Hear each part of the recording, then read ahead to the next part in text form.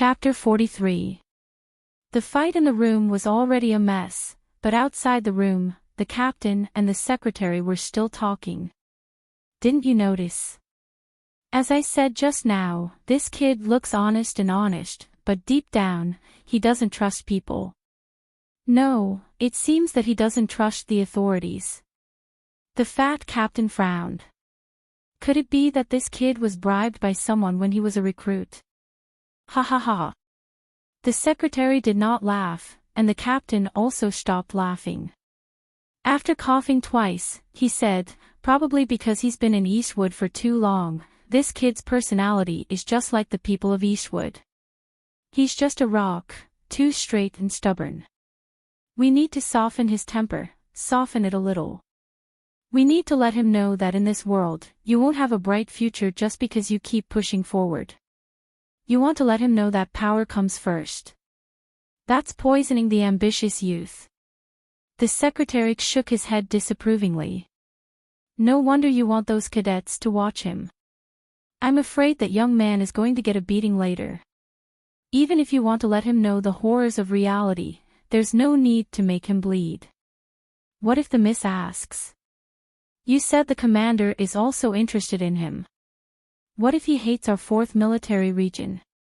He's just a little brat. If he can't even bear this little bit of humiliation, what use is he? Besides, when did our military region ever get any less hate? The captain said mockingly, this little brat, making me worry for so long. Getting a beating is already a light punishment. Right, that kid's called Sulu. Why does this name sound so familiar, like I've heard it somewhere before? The fat captain yawned and turned to look at the room not far away. These days, he had cursed those West Woods cadets to the point that they were worse than shit. Those proud young officers had long been harboring anger in their hearts. Being alone with Sulu for such a long time, the room must have been burning with dry wood for a long time. The captain thought to himself, that kid is probably already beaten into a pig's head. It's time to end all this. Otherwise, if those shit-eating juniors in the military academy really did not stop, and something bad happened to them, how would he explain it to the miss tomorrow? The captain pushed open the cabin door and walked in with his secretary. Then, the expression on his face suddenly froze. The sound of punches and kicks breaking through the air suddenly rang out in the room and then stopped abruptly. In the blink of an eye, 3 people had fallen beside Sulu. Paw, paw, paw, paw. 2 steps forward, one hand in a seal and one hand in a cross, he neatly entered and knocked down 2 people again. Sulu crossed his legs and retreated to the side of the bed, vigilantly scanning the surroundings. After knocking down 5 people in the blink of an eye, he, who was already injured, was already feeling tired. Because he had used too much force, the corner of his lips was torn and blood flowed out again. He wiped it away with his sleeve and glared fiercely at those people in the room who had not rushed up in time. Watching as their hands slowly moved to their waists, he cursed in his heart. Are they still going to draw their guns when they can't win? While thinking this, Sulu crouched down and put his hands on his head. This was not a surrender, but just so that when he was beaten up later, he would not be too badly injured. After all, if he did not resist, these West Woods cadets could not draw their guns and shoot him full of holes. As he crouched down, he calculated very seriously. He had knocked out 2 people, and it seemed that the joints of 2 people had been shaken off by his arm muscles. The young leader who seemed to be the proudest had been beaten up by him until his face was covered in blood. Calculating this, even if he was beaten up a few more times and knocked unconscious, he would still have profited no matter what. Just as Sulu was about to be beaten up with a trace of unwillingness, a trace of stubbornness, a trace of defiance, and a trace of seriousness, the cabin door opened. The fat captain looked at the mess in the room and the unconscious and painful NCOs.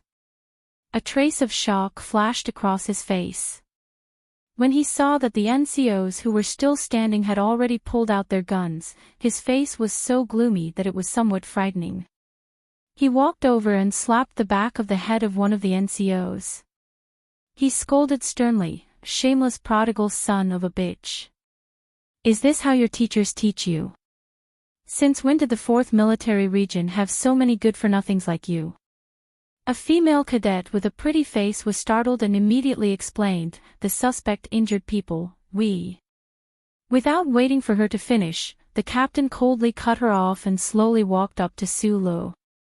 Looking at this youth who was crouching on the floor with his head covered like an innocent white rabbit, countless questions arose in his heart. Who exactly was this youth? 18-year-old veterans were not rare, but to be able to knock down 5 outstanding officers in such a short period of time, this was too inconceivable. It should be known that although the Westwoods Military Academy was not the top military academy in the Federation, the outstanding officers there would still be the best candidates for the tip of the spear if they were placed in any army. Yet, this youth was actually able to take on 5 of them by himself. Taking a quick look at the injuries of those officers, the captain's brow furrowed. From the looks of the technique, it was indeed the style of military combat, but to be so ruthless, how could it be as harmless and down-to-earth as this brat appeared? Without warning, the fat captain kicked out at Sulu on the floor. In that instant, his fat body seemed to have been forged from steel. That thick leg carried a terrifying presence as it swept directly at Sulu's upper body. Sulu had already given up at the muzzle of the gun, but he did not expect those officers to actually pull back their guns. Even more so, he did not expect that this captain who looked like he had trouble even walking would actually launch an attack at him without warning, and with such ferocity and terror at that. Sulu did not even think about it. The instinctive awareness he had developed from stiff dancing and butchering cows these past 4 years made him squint his eyes to prevent the strong wind from affecting his vision. Meanwhile, the 2 arms protecting his head also separated in the shortest amount of time, one arm extended forward, the other slightly behind, forming a 3-dimensional figure 8, blocking in front of that terrifyingly thick leg. Suddenly transforming from a fat captain into a cold-faced, stout killing machine, the leg that suddenly arrived vibrated with a terrifying whistling sound. Carrying a shocking strength, it very easily broke through the arm that Sulu had barely blocked in front of him. With a speed that could not be seen clearly by the naked eye, it swept towards the last arm that Sulu had protected in front of his face. In a series of afterimages, apart from the captain and Sulu, no one else could have noticed that terrifyingly thick leg. After easily breaking through Sulu's first arm, its speed had decreased slightly, but its strength was still terrifying to the extreme. His fingers touched the wind in the air and the texture of the fabric of the trousers. With his head lowered, Sulu's knuckles turned white. With a shake of his wrist, he grabbed downwards, intending to grab the opponent's ankle and use his fingers to pinch into the tendons to make the opponent lose his strength. However, this was ultimately just an extravagant hope. The strength of the fat captain's terrifying leg was too great. In that instant, Sulu felt a numbing pain in his fingertips, which then dissipated. He could no longer hold on, and could only sorrowfully wait for the result of being swept by this thick leg. Instinct, as usual, had become an instinctive reaction from familiarity. At this most dangerous moment, he let that mysterious tremor emanate from every pair of intertwined muscle fibers of Sulu's body, gathering into a powerful force that was transmitted to his arms, his fingers. However, at the same time, rationality, the mechanic foam you most admired his calmness took effect. He gave up on the tremors in his body and released his strength, allowing the captain's thick leg to sweep over him. Knocking down these military academy students could still be said to be due to his amazing ability. If he had used his combat ability to block this terrifying leg, it could also be said that he had an excuse. However, Sulu did not dare to let outsiders discover that mysterious force in his body. As for what that tremor was all about, he did not know. However, He knew that if anyone with ulterior motives discovered that the tremor in his body had anything to do with Uncle Fong, then what awaited him would definitely be the Federation's all-out investigation. His disguise would definitely be exposed. In this lightning-fast exchange of blows, there was no room for any hesitation or giving up. Sulu swayed in that instant, and the captain's fierce and tyrannical leg sweep landed squarely on his chest. That tremendous force was not something he could block with just his two arms. After a muffled thud, Sulu fell heavily onto the bed. He grunted in pain, but a trace of doubt flashed through his eyes. The fat captain's leg was still maintained 30 degrees downward. It did not move at all, as if it was made of steel. It was so stable that it was frightening. His leg was not a full sweep. Otherwise, that powerful force would have been enough to kick Sulu until he vomited blood and fainted. After a moment of silence, the fat captain frowned. He slowly retracted his right leg and walked out of the room without looking back. That kid's skill is not bad, but it's a pity that he's not that kind of genius. The fat captain walked lazily in the corridor. There seemed to be some regret in his tone. This comment seemed to be very ordinary, but the secretary who had been following beside him was shocked. He knew very well that the captain he served looked like an ordinary fat man, but in reality, he was the strongest Special Forces soldier in the 4th Military Region. He was not a Special Mecha team member like Lake and the others. He was the real ace of the military region and was deeply trusted by the commander. Otherwise, the military region would not have handed over the ancient bell to him to manage, and would not have let the captain send the young miss to school on the capital planet without worry. For example, the secretary knew very well that the captain could have let this kick hit Su Li's chest and retreated after using 30% of his strength. If he had really used his full strength, that young man would definitely have his bones broken and his life lost. Such an unfathomable captain actually judged that kid's skill level to be not bad.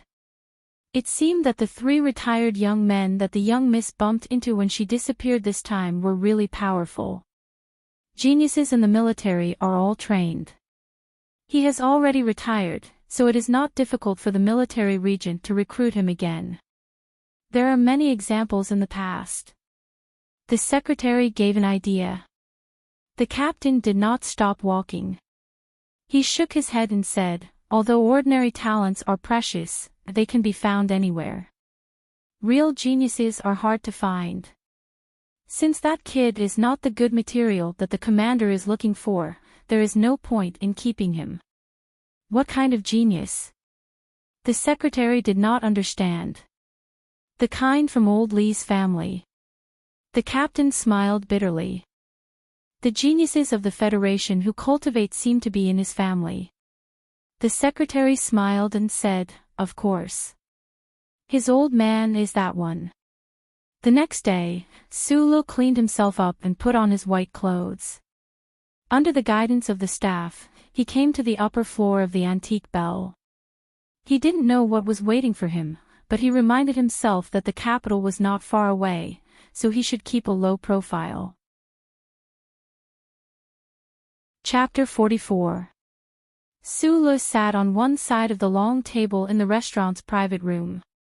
He looked at the snow-white tablecloth that stretched out like a carpet in front of him and lowered his head slightly. He did not understand why the rich people of the Federation would be so wasteful when eating a meal. There was a glass of water in front of him. The food had not been served yet because the host who was treating him to the meal had not arrived yet. 2 waiters stood calmly to the side and waited. Sulu could not find anyone to talk to, nor was he interested in talking. He lowered his head, held a silver knife and fork, and gestured on the snow-white tablecloth. After a night, the pain on his body had healed a lot. He began to recall the fat captain's kick that came whistling over. The more he thought about it, the more he felt that kick was terrifying. He lay on the bed and thought for a long time. He realized that in that moment, even if he could allow his muscles to tremble and release the magical power in his body, he might not have been able to completely block that kick. Because of this kick, Sulu thought of two problems. The first problem was how to deal with the magical power in his body. Once he used all his strength, he could break the special military plastic handcuffs. This was not something an ordinary person could do. It was just that the trembling of his body was too obvious, and it was too easy for people to associate it with the mechanic uncle. Could he find a way to make this trembling only run in his body and not be seen through his appearance? The second problem was how to defend against a kick as fierce as the fat captain's. That kick was obviously a super powerful combat skill in the military. It swept directly at an angle of 30 degrees downward. It was clean and neat, and it carried a huge amount of power. It looked extremely simple, but whether it was the speed, the angle, or the estimated recovery, they were all calculated to the extreme without any loopholes. If he had been standing at that moment, he might have been able to close in and elbow the crotch. Even if his leg was broken, he would still be able to make the other party suffer some hidden losses. But the problem was that he was sitting. How could he deal with it when he was sitting? He held a shiny silver knife and fork and set them up on the snow-white tablecloth, simulating the other party's kick and his possible responses. The boss had taught him 10 stances, which were undoubtedly very powerful moves. Otherwise, he would not have been able to defeat 5 of the top students from the Westwoods Military Academy in one go. But these 10 postures were very fixed, and all of them were advanced techniques. Not a single step back was taken. Although it was extremely powerful, it was too stiff. It couldn't be helped. It was a stiff dance to begin with. Sulu scratched his head in distress, immersed in his thoughts about combat and unable to extricate himself. At first, he did not have much interest in the ability to fight. In his opinion, the Federation was no longer a battlefield for individual heroism. However, Uncle Fong had convinced him by saying that he was the #1 machine. After that, the thrilling experience of the past few days made him realize how important it was to grow individual strength. Most importantly, he was a person who liked to compete and study. He was like this when he was learning mechanics from Uncle Fong, and now he was like this when he was pondering about fighting. It was very easy for him to become engrossed in his studies without realizing it. Of course, this was an extremely rare learning potential. Only when you are obsessed with certain things can you practice these things well. Now I have a general understanding of how you were able to defeat those arrogant dogs' hits. I think that these past 2 years of military service in the mines of Donglin, you were probably also posing in combat postures all the time. At some point, the fat captain had walked into the restaurant's private room and was looking at him with a strange expression. A few crisp sounds reverberated in the empty room. The silver knife and fork that had been placed together fell onto the table. Su Li's fingers, which had been gesturing non-stop, also froze in the air. He looked at the fat captain's blood-stained face and scratched his head with a smile. The other party seemed to have misunderstood something, but this was also good. Otherwise, he would not know how to explain what had happened yesterday. The fat captain walked to his side and sat down, letting out a satisfied sigh. It seemed that the lazy him hated walking. How could such a person send out such a fierce kick? Sulu certainly did not believe this appearance at this time, but he had a good impression of this fat captain, so he maintained a polite silence. There are many talented people buried in the army, and there are also many people like you who study fighting all day long. I saw the surveillance video yesterday. The combat skills you used were very strange. It was probably the result of simplifying military boxing. I don't know if it was good, but in any case, it was a little too strong and did not leave any room for retreat. The fat captain panted as he took the water in front of Su Lu and drank it. He said, "With this kind of self-development method, you won't be able to learn anything deeper in the army. If you are interested in this, when the ship arrives at the capital, I can introduce you to a few of the more famous cultivation halls." Cultivation halls. Sulu did not know why the captain had suddenly removed the guards outside the room and formally invited him to eat in front of him. He wanted to remain cautious and silent, but when he heard this unfamiliar term, he could not help but ask curiously, "What is that place? Is there a place in the Federation that specializes in learning how to fight?" The fat captain looked at him as if he was looking at a fool. "Although you have been a mouse in Donglin for 2 years, you are still from Shanglin. How can you not know about cultivation halls?" Sulu knew that he had given himself away. He smiled and shook his head, not saying anything or explaining. From the fat captain's description, he knew what cultivation halls meant. In today's society, thermal weapons had been developed to the peak, and individual martial arts were relatively insignificant. The purpose of the martial arts halls in ancient times was no longer to teach combat skills, but to train one's mind with skills, to calm one's mind, and to cultivate one's body and mind. It was also for this reason that the people who trained in the cultivation hall were not very competitive and did not attract much attention. The cultivation classes in the military academy have long been changed to combat skills classes. Young people nowadays are too stupid. They don't know what is really good. The fat captain shook his head in disdain and said, "If the cultivation halls were really useless, why would the Leaf family require every generation of descendants to study in the cultivation halls from the age of 12 for 2 years before coming out?" The Leaf family.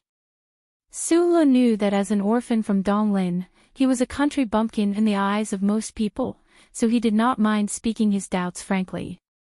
"Are you talking about the Lees of Philadelphia?" The fat captain nodded. Sulu sucked in a breath of cold air. A glittering name suddenly appeared in his mind. A noble existence, a low-key but extremely famous family. This family was not in the Federation's traditional 7 families, but in the past few decades, because of that old man, they had gained the collective respect of the Federation citizens. "I just want you to go and learn. What are you thinking about? Do you also expect to assassinate the emperor of an empire?" The fat captain looked at the young man's expression and said sarcastically. Sulu chuckled and suddenly asked seriously, "Mr. Captain, this is a misunderstanding. I think you're already clear about it. I don't know why you asked me to come here today." The fat captain put on a serious smile and said softly, "Of course, I want to build a good relationship with you, young master. At the same time, I want to ask you to do me a small favor." Suddenly, the fat captain became so flattering and so natural. It really scared Sulu. He was stunned on the spot and did not know what to say. At this time, the cabin door slowly opened on both sides. 2 women in suits walked in, holding hands. Under the protection of 7 or 8 service staff, a little girl wearing a pink floral dress and a sky blue hair clip on her head walked in. She looked very cute. The fat captain lowered his voice and said fawningly, "Little brother, this is what I want to ask of you. If you can let the little miss eat, then the things in the past can be discussed, and the things in the future can also be discussed." Sulu was speechless. He did not expect the captain's serious request to be this. However, when he saw the little watermelon's face change from gloomy to surprised, and saw the swaying black hair on the little girl's forehead, he could not help but laugh happily. He shouted over there, "Little watermelon. Big brother Sulu." Little watermelon broke free from the hands of the 2 female staff. Under the helpless gazes of those people, she ran to Sulu and sat directly next to him. She opened her black eyes and asked curiously, "Big brother, why are you here?" "I'm here to eat with you," Sulu said with a smile that in the next few days, Sulu got rid of his identity as a criminal suspect and moved from cleaning area 38 to the upper level of the spaceship with more advanced facilities. He began to eat, play, and tell stories with Little Watermelon. He liked Little Watermelon very much. He did not think the little girl was as difficult as the captain said, so he did not think this job was difficult. But, If Sulo knew that this was the prelude to the heavy responsibility he would have to bear in 2 years, would he still feel as happy as he did now? Or would he say that he wanted to do this internship better? That afternoon, little Watermelon began to take an afternoon nap. Sulo opened the cabin door and prepared to go back to his room to study how the tremors in his body could be hidden under his skin. As he walked, he unexpectedly saw a few familiar faces at the corner of the corridor. The Westwoods Military Academy students who were knocked unconscious by him had been treated in the ship's medical room and recuperated for the past few days. They had basically all recovered. Colonel Lake's special mecha team was still heavily injured, so the protection of the upper level of the spaceship was still handed over to them. It was very strange. The two most powerful forces on the ancient bell were all injured because of the teacher-student pair of Feng Yu and Sulo. Sulo was slightly taken aback. He looked at the red and swollen temple of the officer named Wang Mang. After a moment of silence, he nodded his head and walked past him. He did not greet him, nor did he show any signs of hostility. Zhou Jin, who was standing beside the space porthole, looked at the back of that ordinary person and subconsciously touched his throat. He seemed to feel a faint pain. Chapter 45. Su Li's back disappeared around the corner. The few Westwoods Military Academy officers who had been staring at him all this time retracted their gazes. Their expressions did not change, but perhaps they all breathed a sigh of relief in their hearts. At this time, they already knew that the young miss seemed to be very reliant on that youth. As soldiers of the Westwoods, they naturally could not take the initiative to provoke her. Moreover, it looked like that young man named Sulo was not a person who held grudges. But for some reason, they were still a little nervous, and a little resentful. Officer Wang Mang rubbed his throbbing forehead and lowered his head to curse something. 5 of their group had been defeated by Sulo. This was the most embarrassing scene of the entire journey. Zhou Jin sighed. He clasped his hands behind his back by the window and said to his classmates, "There's nothing to complain about. If you can't beat him, you can't beat him. There's no point in holding a grudge. Yes, after all, we are professional soldiers. We don't specialize in the study of combat skills." The female officer comforted everyone softly. What she said was not wrong. Although the military academies nowadays still put a lot of emphasis on the training of combat skills in the military, what really determined the quality of a soldier was still the consideration of overall quality. For example, the skills to operate all kinds of vehicles and even aircrafts, the control of all kinds of standard weapons. When it came to personal strength, so what if you were extremely strong? Don't forget, he's just a young soldier who retired. Zhou Jin turned his body slightly and looked at these students who regarded him as the leader. He could not help but sigh and shake his head. It's not just you guys. Including me, all the students from the Westwoods are used to have their eyes on the top of their heads. Even the 3 major military academies of the Upper Woods don't look up to us. But who would have thought that with so many of us, we would actually be defeated by a young soldier who just retired? What a tragedy, Zhou Jin said self-deprecatingly with a quirk of his lips. The corner of the corridor fell silent. The female officer felt helpless and subconsciously kicked the wall with her military boots. Suddenly, Wang Mang put down his hand from rubbing his temples and said in a muffled voice, "That kid looks honest, but he's actually quite vicious. I don't believe that he's really good to the young miss. Don't find excuses." Zhou Jin glared at him. "If you want revenge, then you want revenge. I just want to get my face back." Wang Mang angrily said, "I don't believe that I can't beat a little brat. No, we're going to Upper Forest tomorrow. I'm going to look for him tonight. Don't worry, this is purely a competition. Don't mess around." Zhou Jin's expression darkened slightly as he reprimanded, "Last time, you were able to make a move in the room because of the captain's tacit approval. Now, in this situation, what's the point of competing? Don't cause trouble on the ship. If you do, I won't take care of you if your credits are deducted. Then this matter is over. There's a big bump on my head, your face is covered in blood, and Hylin is still wearing bandages. I won't do it. We have to do it even if we don't want to. Zhou Jin's voice was very hoarse. He subconsciously touched his throat again. When he thought of the arm that had hit his throat like a piece of metal, he felt a chill in his heart. Train yourself. Don't humiliate yourself. When you have the confidence, you can go and find him. Don't worry, I think you'll have many chances to meet him in the future. Wang Meng asked, I heard that kid is from Upper Forest. The Ministry of Defense arranged for him to hitch a ride. Where can I find him in the future? I don't think so. The military is in need of talents right now. The military won't let go of such an inconspicuous but powerful person like him. Zhou Jin's judgment was not wrong.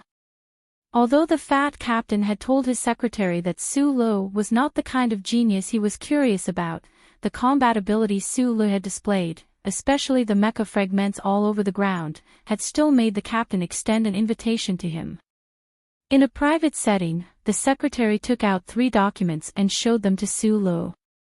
One was a special admission document for the Westwoods Military Academy, one was a secondary recruitment document that did not go through the Ministry of Defense, and the last was a job application document from a company in the capital ring. Su Lu flipped through the 3 documents with some confusion. Only then did he understand what the captain meant. Regardless of whether it was the Westwoods Military Academy or the secondary recruitment, for a newly discharged soldier, it was definitely a great opportunity that fell from the sky. The company in the capital ring was also very generous. The company that mainly built aircraft engines could provide Su Lu with good food, lodging, and salary. Think about it. The secretary looked at Su Lu with some happiness. Like the young lady, he could also see the honesty in this young man's bones. He really hoped that the young man would join his side. Although his current strength was very average, and his talent in mechanics still needed to be confirmed, a rock with potential would always attract more attention. Su Lu looked through the documents carefully and sighed regretfully in his heart. If it had been him in the past, no matter which condition it was, he would have gladly accepted it because he could leave East Woods and do what he liked. Wasn't this the reason why he took the NCO exam in the Ministry of Defense? But now he had to reject it, because he was a fugitive. A fugitive who had to deceive the entire Federation. He did not want to have too much to do with the government. Uncle Boss once said that the most dangerous place was also the safest place. This sentence could only be believed 3 times. Su Lu wanted to use up these 3 chances easily. Moreover, regarding the Westwoods Military Region, or the 4th Military Region, Su Lu still had a strong resistance in his heart. The 4th Military Region was probably related to the boss' death. Although it was definitely an order from the Federation, and the 4th Military Region was only an executor, Su Lu still could not get along with these people. If it was not for Little Watermelon, perhaps he would not even want to talk to these people. Sorry, I don't want to return to the army, and the Ministry of Defense seems to have arranged a reception unit for me. Su Lu shook his head apologetically. He could see that the secretary in front of him was really thinking about him. The secretary shook his head regretfully, but he was not too disappointed. After all, he did try his best and also tried to repay the other party on behalf of the young miss. It was just that the other party did not want to accept for some unknown reason. The quiet and long journey in space ended. A heavy roar sounded in the huge commercial spaceship Ancient Bell. The powerful force was helping the huge spaceship to adjust its attitude and direction. Su Lu, who had already packed his luggage and carried a backpack, looked at the light blue planet outside the porthole with eyes full of excitement. The planet was very beautiful. It had a light blue sea, light brown land, and white clouds floating on it. Outside the porthole, two small, streamlined blue spaceships were leaving the ancient bell's hull and heading towards the white clouds. It was really a heartwarming scene. This was the capital ring, also known as the administrative planet of the Upper Forest region, the center of the entire Federation civilization. The White President's office, the Gray Management Committee's conference building, and the legendary Bureau of Proclamation were all symbols of power that could control the entire Federation. All of these symbols of power were on this beautiful planet. Su-Lo followed the prompts of the electronic voice and suppressed his excitement. With the help of the staff, he entered the separation cabin. Since he rejected the secretary's suggestion yesterday, he had not seen anyone from the West Woods, not even Little Watermelon. Although it was a little regretful, he knew that with his identity as the Federation's top fugitive, he could only keep a distance from Little Watermelon, who obviously had a noble background. The land-to-air transfer spaceship unfolded its alloy wings at an altitude of 8,000 meters and turned into a bird in the blue sky and white clouds. It maintained absolute stability and flew towards the surface of the planet. The spaceship flew lower and lower. Finally, it skimmed over the edge of the white clouds and plunged into the thick, almost solid clouds. Su-Lo, who had a slight fear of flying, had seen enough of the scenery outside the window and the flame-like ion current. He closed his eyes tightly and waited for the moment of landing. The waiting time seemed to be a little long, so long that he almost fell asleep. He only felt a slight vibration when he opened his eyes. Like the other passengers beside him, he heaved a sigh of relief at the same time. He looked at the flat runway outside the window and the black and white electronic command tower not far away and laughed.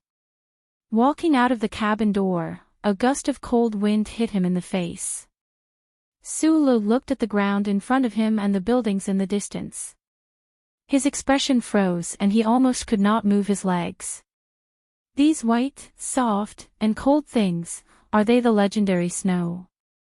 He walked down the gangway under the urging of the passengers behind him, but the more he walked, the stiffer he became.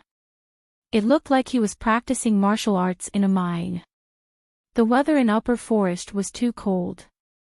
He was so cold that he wanted to stomp his feet, but he did not want to attract the attention of the people in the airport. In fact, it was impossible for him not to attract people's attention. In this area, everyone was wearing slightly thick thermal clothing, hats, and gloves. He was the only one who was still wearing the thin clothes of early autumn and carrying a broken backpack. He looked very pitiful. Su-Lo breathed into his slightly red hands. He was completely frozen. When he left Eastern Forest, it was also winter. However, the 4 seasons in Eastern Forest were not very different. It had not snowed for thousands of years. He did not expect the winter in the capital ring to be so cold. A snowflake drifted down and landed on his face, making him shiver. He wondered if he had made a big mistake by coming to the capital.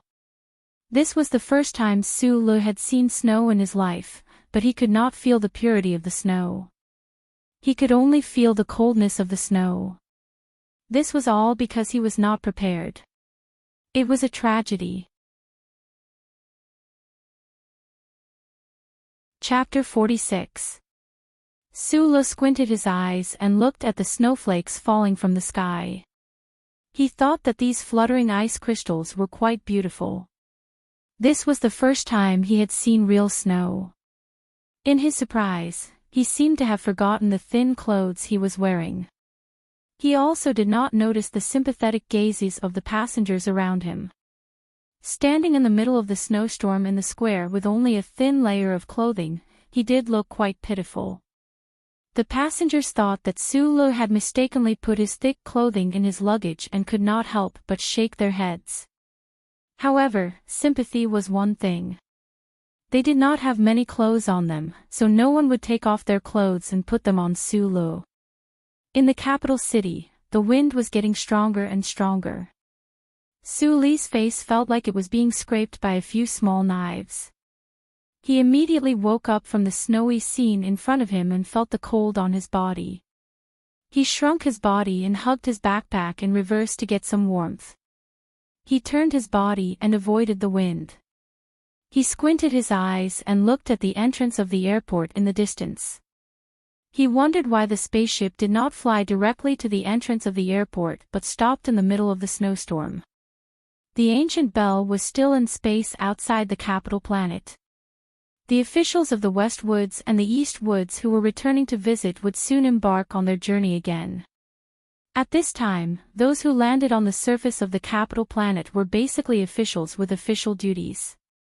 Sulu did not have much knowledge, but the passengers on the ancient bell were all upper-class people. They began to discuss the current strange situation. The medical vehicles from the army hospital just left. Are there wounded people on board? Why haven't I heard of this before? Didn't we come from the East Woods? What's going on? A middle-aged official frowned and asked his companion.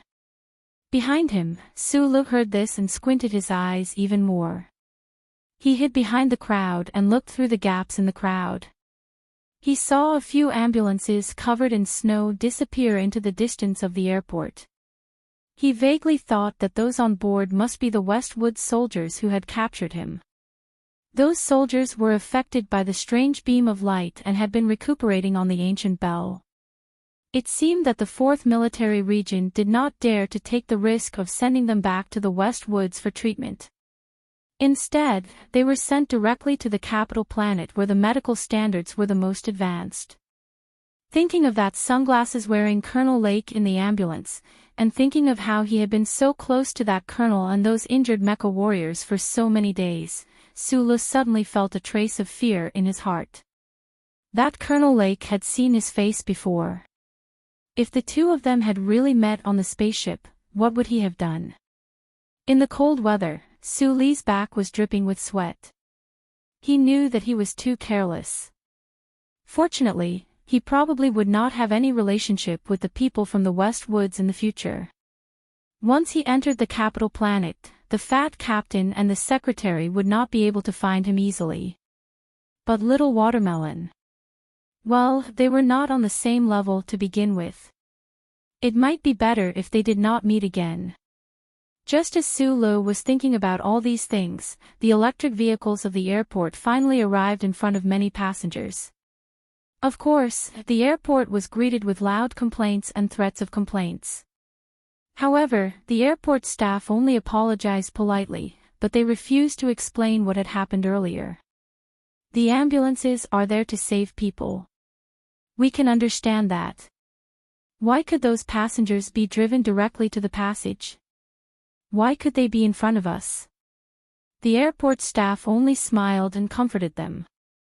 Sulu looked in the direction the passengers were pointing at. He saw a silver-white aircraft slowly parking in front of the special passage in the distance. He narrowed his eyes and seemed to see a little girl holding a doll getting off the spaceship under the protection of many people and entering the passage. Sulu smiled and whispered to himself, "Little Watermelon, you have to eat properly in the future." It was as warm as spring in the electric vehicle. The complaining officials and passengers finally stopped. The long-term space travel had made everyone a little tired. The carriage fell into silence. This silence was maintained until they passed through the X-ray inspection passage and entered the interior of the airport building. The crowd dispersed like birds and beasts. According to each other's following journey and the location of their luggage, they scattered into several routes and disappeared into the magnificent space of the building. Sulu was obviously stunned by the interior structure and architectural style of the airport. He didn't know what the beautiful metallic materials were, but he subconsciously thought it was beautiful. This airport was too big. The interior space was 10 stories high. There were no steel beams in the middle to support the weight. He didn't know how it was built. He had basically lived in the rundown city of Hishi State all his life. He had never seen such a scene. Even when he passed by the military airport in the garrison area of Fuji State, the military airport looked like nothing more than cold cement. Sulu patted off the snow on his body and carefully carried his backpack. He was like a country bumpkin who had just entered the city. No, he was a country bumpkin who had just entered the city. He hesitantly and shyly walked in front of a flight attendant. He mustered up his courage and asked about the relevant matters. The flight attendant in the sky blue uniform had a pretty face. She was very polite and patient, and she clearly answered all of his complicated questions. Sulu thanked her very sincerely and found a quieter passage to leave. The flight attendant looked at the young man and couldn't help but smile slightly. She felt that this foreigner was very interesting. It looked like it was his first time on a spaceship, but his questions were so detailed and didn't miss any details.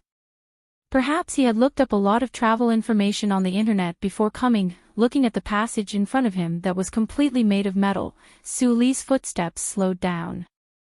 He felt his scalp go numb. At this time, he already knew that the back of this 5-meter-long passage was hidden with the Federation's electronic surveillance system. Every passenger had to go through a scan here. This was a very normal thing. Otherwise, wouldn't those people from the Empire or refugees from Bermuda who were born without microchips be able to sneak into the Federation at any time? Sulu swallowed a mouthful of saliva. His head was slightly lowered, but his eyes were looking at the exit not far away. He knew that the surveillance here was the most powerful in the Federation. If he could pass through here, then it meant that the microchip given to him by his boss was enough to allow him to survive in the entire Federation society with a disguised identity. But what if he was discovered by the Federation surveillance system when he walked through the passage? Would there be 20 or so taser guns sticking out from the wall and roasting him into a roasted chicken? Sulu couldn't help but shiver. This scene fell into the crowd in the distance and felt a little strange. This was because no one in the Federation seemed to care about this surveillance passage. More often than not, people seemed to have forgotten the existence of electronic surveillance. Looks like this kid was really frozen just now. Prepare a windbreaker for him, said a pleasant voice. Suli's footsteps slowed down for only a moment. After a moment, he raised his head and walked as calmly as possible toward the empty passage. Only the change in his trouser pocket could feel his nervousness and trembling, but there wasn't a trace of it on his face. A distance of 5 meters wasn't long, but it wasn't short either. However, when Sulu calmly walked through this passage, his legs felt a little weak. He felt a kind of joy as if he had walked from hell to heaven, as well as a kind of joyful release after nervousness. However, his relaxed ecstasy didn't last long. This was because he realized that the people outside the passage were looking at him with a strange gaze. Sulu frowned slightly. He thought to himself that even the electronic surveillance system didn't find anything wrong. Could it be that there was something strange about him?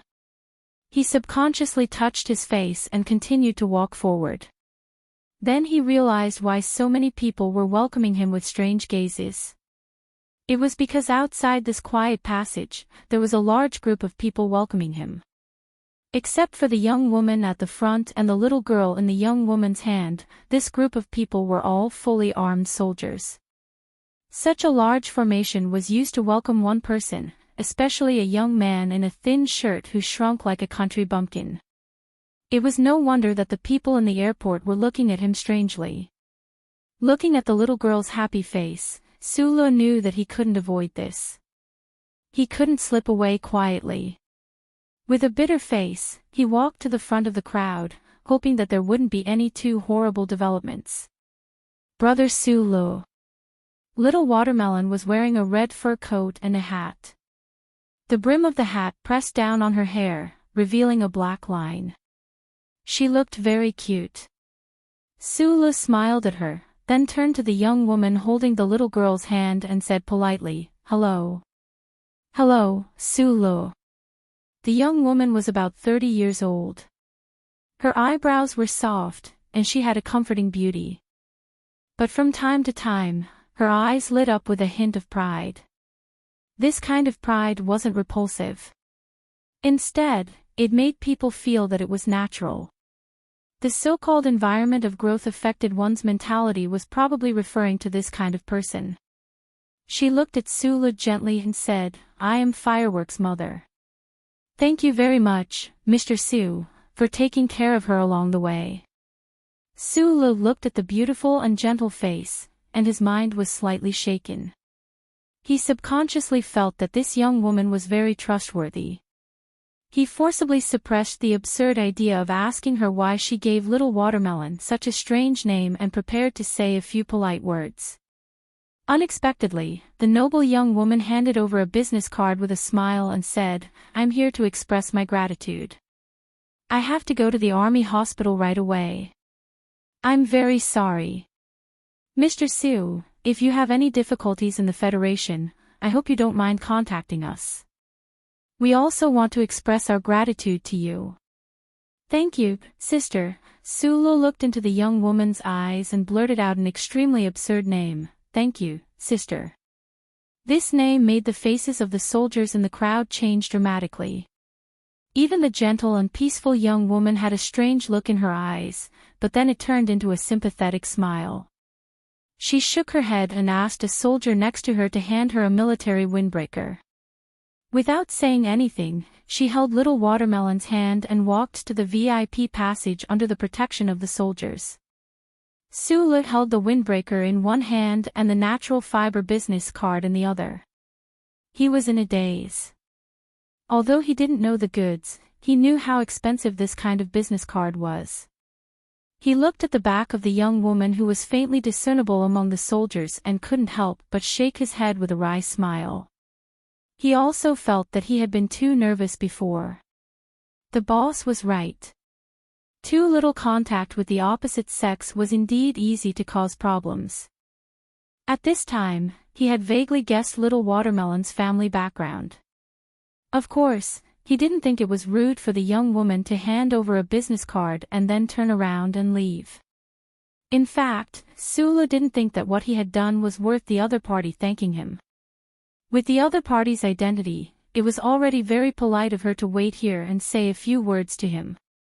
What's more, he knew that this young woman must be anxious to go to the army hospital to see her husband's trusted subordinates. Unlike the self-confident and self-reliant male protagonists in novels, Sulu didn't tear up this precious business card and throw it into the trash can. Instead, he carefully kept it close to his body. Then he took out the address left by the boss, put on a warm windbreaker, and walked out of the airport in the increasingly heavy snow. Chapter 47. A low-key but expensive black car, like a black ghost, silently walked on the highway in the suburbs of the capital district. A few days of low temperature and snowy weather had accumulated a thick layer of snow on the flat road. Even the slightly heated pipes at the bottom of the asphalt couldn't make the snow melt faster. "Why did you come down?" The young woman in the back of the black car lovingly hugged the little girl who was looking out of the window in a daze. She looked at the fat captain opposite her and said with a smile, "A captain who doesn't stay on his own ship, aren't you afraid of being chased away?" The young woman's smile was gentle and charming, which didn't match her age. The atmosphere in the car suddenly improved a lot. The fat captain looked at the young woman and said with a flattering smile, "Little sister-in-law, such a big thing happened to the miss, of course I have to come personally to apologize to you. The spaceship needs to be replenished anyway, I don't care." "Are you apologizing to me, or do you want me to plead with him?" The young woman looked at him with interest and asked. The fat captain said with a bitter face, "The miss has been missing under my nose for so long. After returning to the military, the boss will definitely drill me. Little sister-in-law, you must help me say a few words. Isn't Fireworks fine? Why would he blame you? We all know how mischievous Fireworks is. This time, Brother Tian brought her here. It's already troublesome for you." The young woman smiled gently, looked at the daughter in her arms, and said softly, "Fireworks, don't run around in the future. You are an obedient child. Don't you know how anxious Uncle Zhang will be? Zhong Fireworks stubbornly looked at the silent cedar trees outside the window and refused to answer her mother's question. She thought in her heart, except for brother Su Lu, no one in this world is willing to believe what she says. Even her father and mother are like this. They always don't listen to her opinion and always think that she is a child. They didn't ask for her opinion and wanted to send her to this cold and snowy place to study. As if guessing what the child was thinking, a trace of sadness and regret flashed across the young woman's face. She turned her head and said to the fat captain, "This child just doesn't want to leave home. It seems that I have no choice but to stay here with her for a few more years." The fat captain, surnamed Tian, immediately understood the underlying meaning of this sentence. He smiled and said, "Don't worry, little sister-in-law. I'll keep a close eye on the boss." In the blink of an eye, his expression became heavy. He said, "The commander has asked us to seal off the news of Mrs. disappearance. I've also told that child called Sulu, so he shouldn't have leaked the news. I just don't understand. If Miss isn't sent to the capital, could it be that those old members of the management committee dare to do anything?" The young woman laughed. "The Federation isn't the Empire, so there's no such thing as a hostage. It's just that our Zhong family has been stationed in the West Woods for too long, and the people in the capital are always worried. Sending fireworks back to the Federation to study isn't necessarily a bad idea.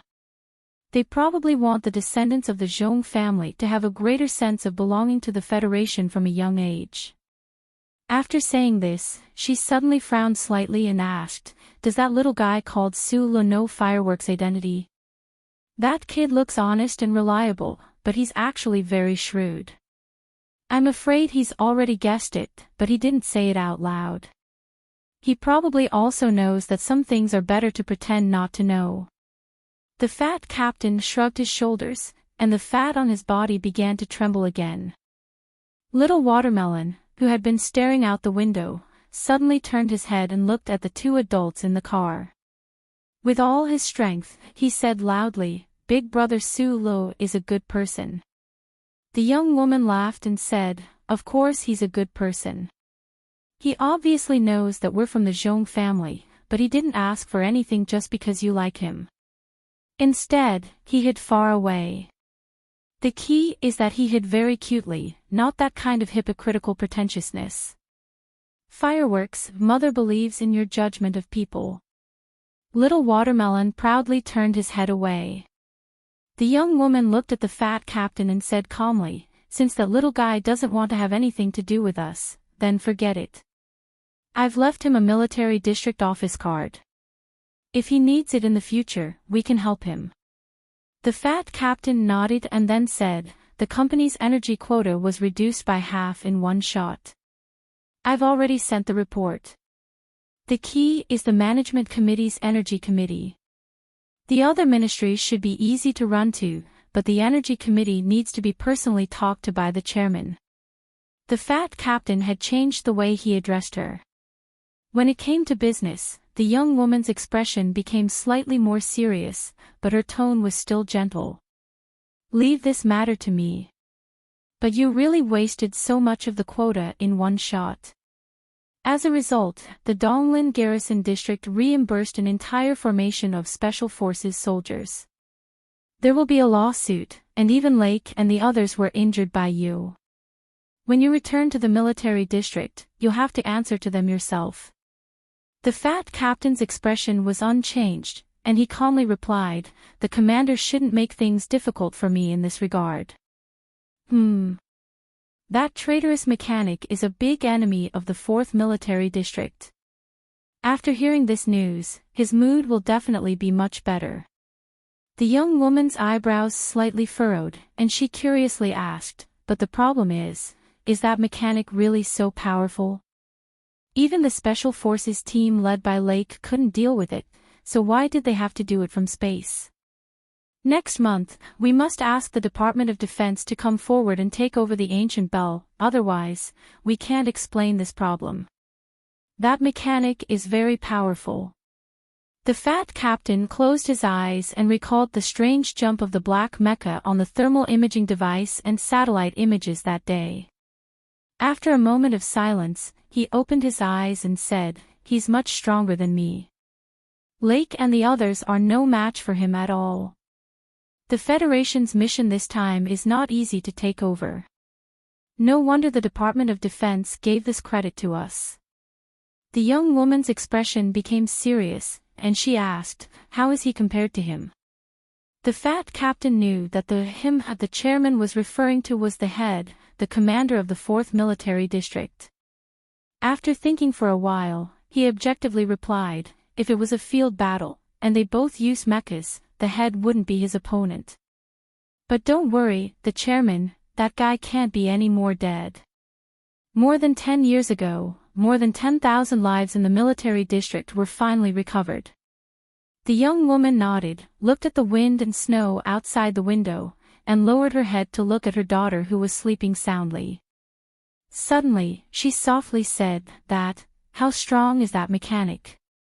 Other people definitely wouldn't understand, but I spent some time in the Leaf family's training hall when I was young." The fat man lowered his voice and said very seriously, "I always felt that the mechanic was related to the Lees of Philadelphia."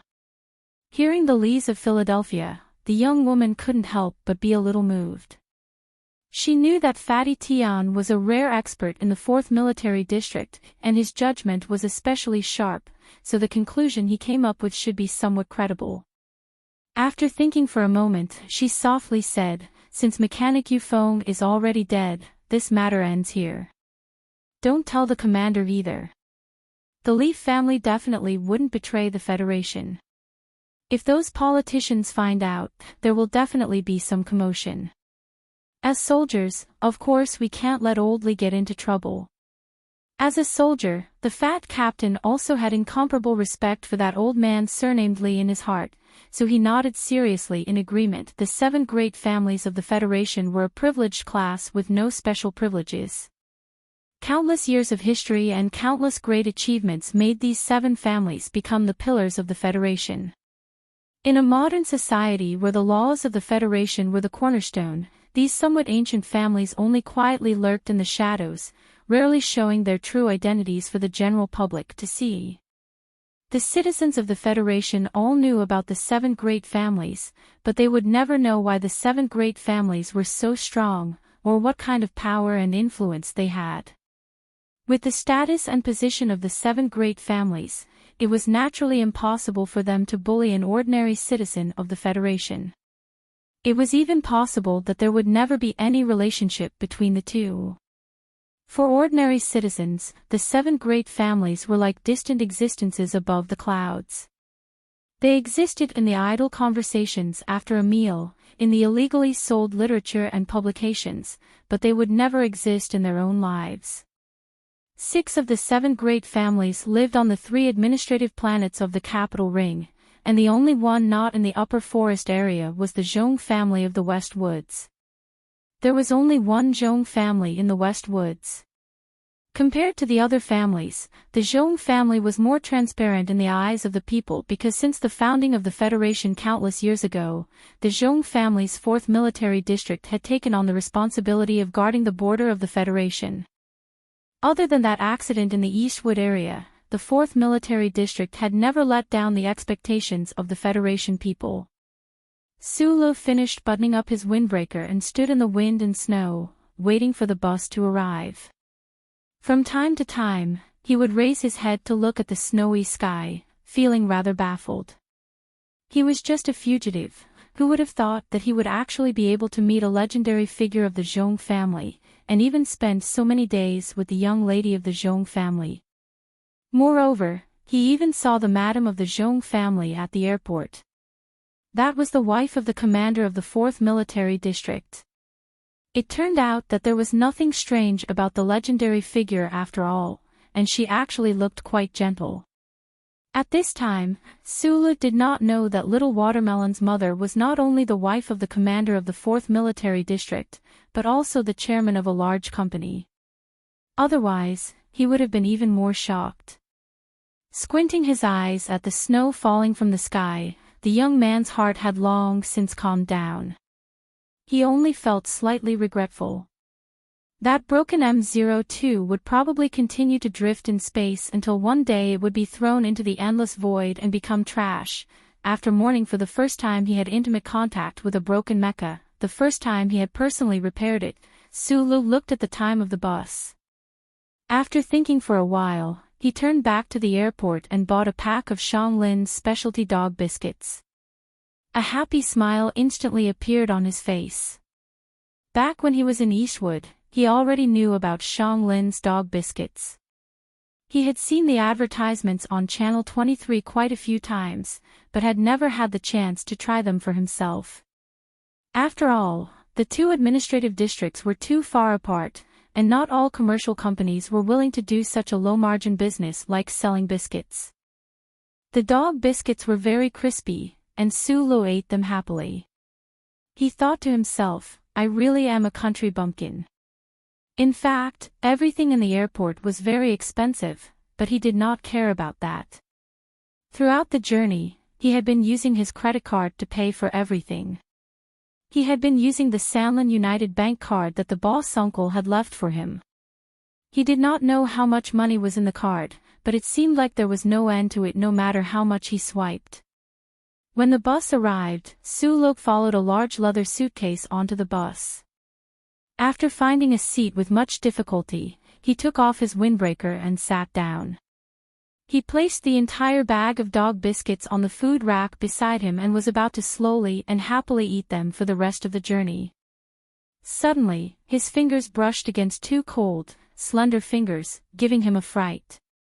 Suluk turned his head in shock and saw a girl wearing a hat reaching into the bag, unceremoniously preparing to take the biscuits. Chapter 48. The puppy biscuit was very crispy, and no matter how much one chewed it, it would still make a crunching sound. The puppy biscuit was very fragrant, and the two of them were surrounded by that kind of alluring grain fragrance.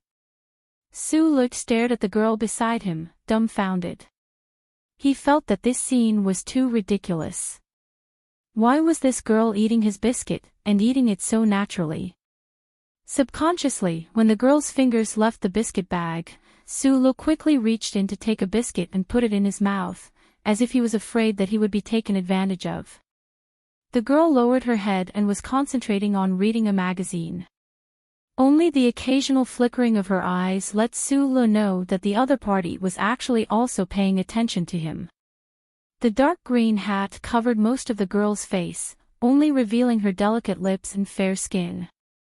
Suluk was stunned, and felt that his gaze might make the other party feel awkward, so he turned his head away. In the wind and snow, the warm and spring bus started moving. What surprised Suluk was that the girl actually reached into the biscuit bag and started taking biscuits, one after another. Suluk liked to eat puppy biscuits, and this was the first time he ate puppy biscuits, so he cherished them. Although he didn't think much of a bag of biscuits, he always felt that even if you wanted to eat my biscuits, shouldn't you tell the owner first? Ask for my permission first? It was hard to avoid a trace of anger in his heart. It was obvious that the girl didn't have this kind of self-awareness. She didn't even look at Suluk, and just quickly and openly stole the biscuits, chewing them loudly without any trace of politeness. Suluk was dumbfounded, and quickly reached out to take the biscuits. Otherwise, if this girl snatched them away, what else could he eat? Wouldn't that be a huge loss? Therefore, as the bus moved on the road, the young man and woman sitting at the back of the bus didn't look at each other. One was looking out the window, the other was looking down at the magazine on his lap.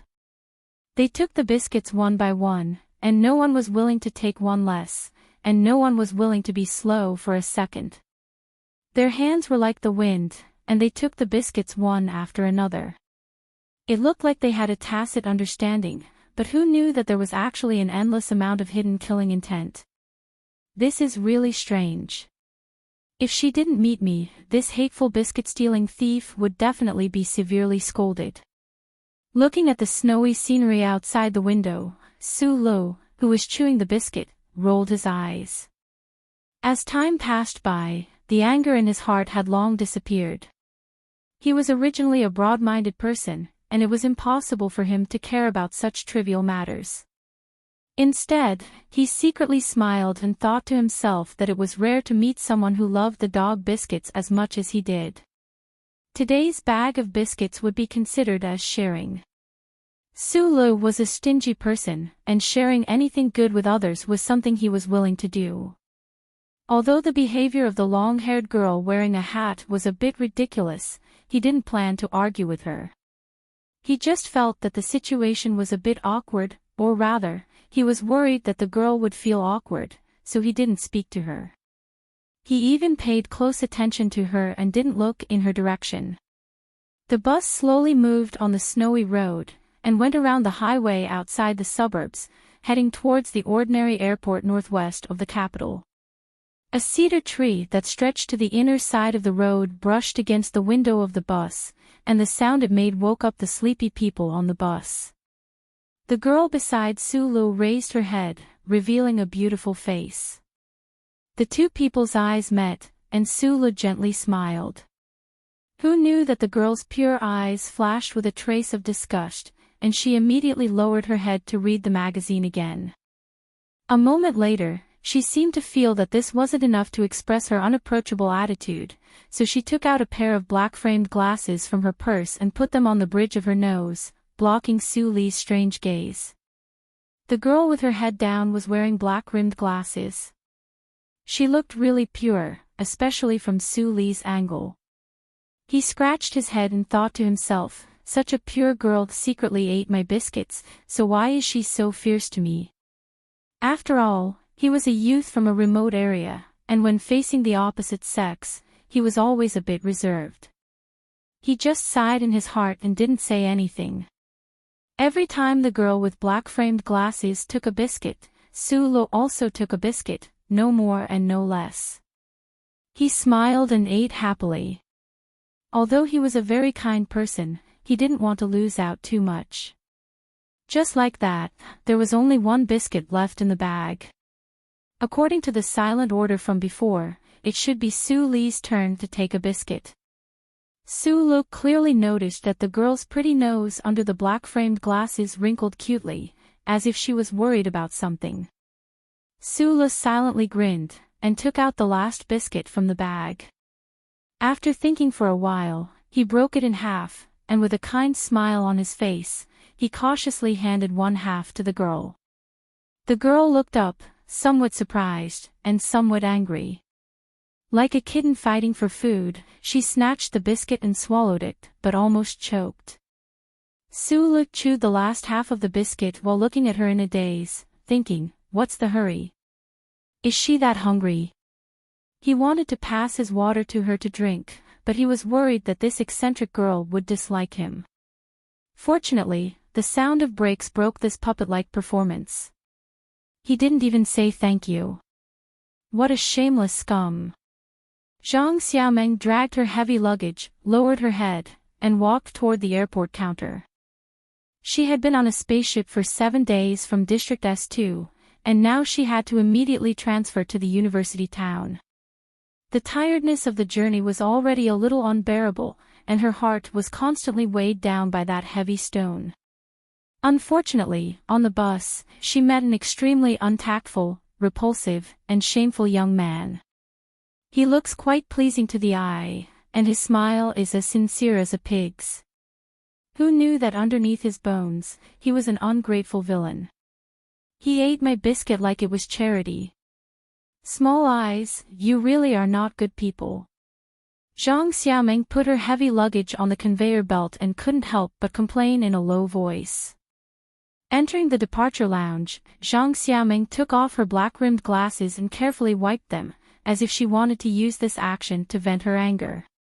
She never thought that there would be such a man in the world, who would so blatantly eat her favorite dog biscuit since she was a child. Her destination was the university town. The university town was located in the northern latitudes of administrative planet S1 of the capital ring. The flight would arrive in half an hour. She noticed the crowd around her, forced herself to calm down, and carried her small bag into the bathroom. She casually flushed the toilet. Amidst the splashing sound of water, she pressed the button on her black-rimmed glasses. On the originally empty glass surface, a few rows of characters suddenly appeared.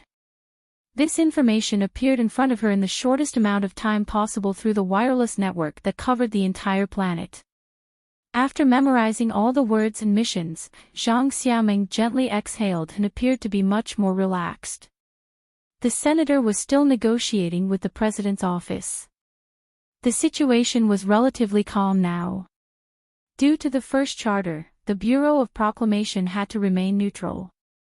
As a low-level worker, she didn't have to worry too much about her true identity being discovered.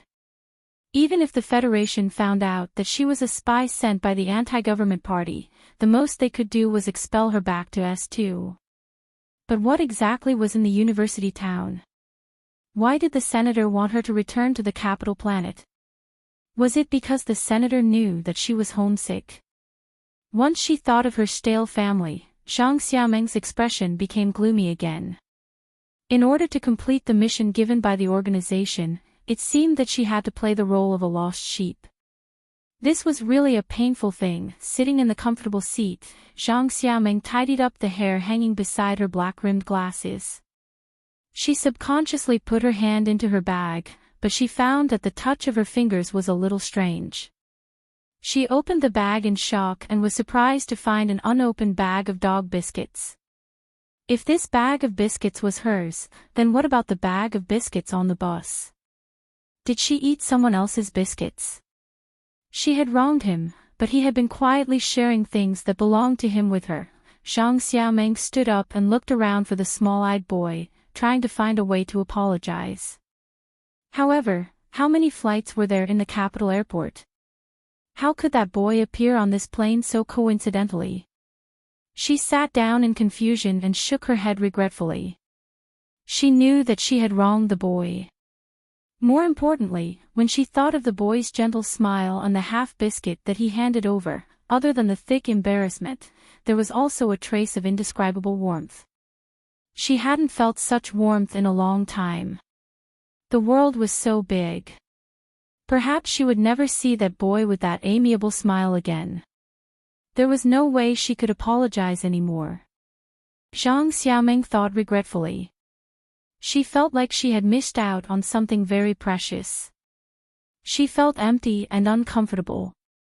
She didn't know that right at the front of the plane, in the luxurious first-class cabin, Su Lo was fidgeting as he adjusted the comfortable sofa position.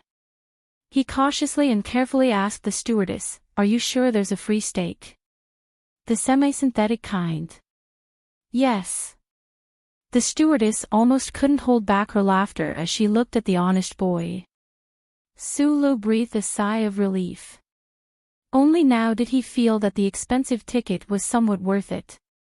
Although he was a fugitive and should keep a low profile, and a soldier who had just returned home from military service shouldn't have the money to sit in the first-class cabin, when he bought the ticket, he really couldn't resist the temptation of the semi-synthetic steak. Moreover, there was too much money in the card, so the young man's heart made him take the risk and buy a first-class ticket. He looked at the stewardess who was half squatting in front of him and said with concern, "Don't squat so much. You'll get tired." The stewardess was happy from the inside out and gave him a free charming smile. Su Lo was flustered by the bright light and quickly asked, "Excuse me. How long does it take to get to the university town?"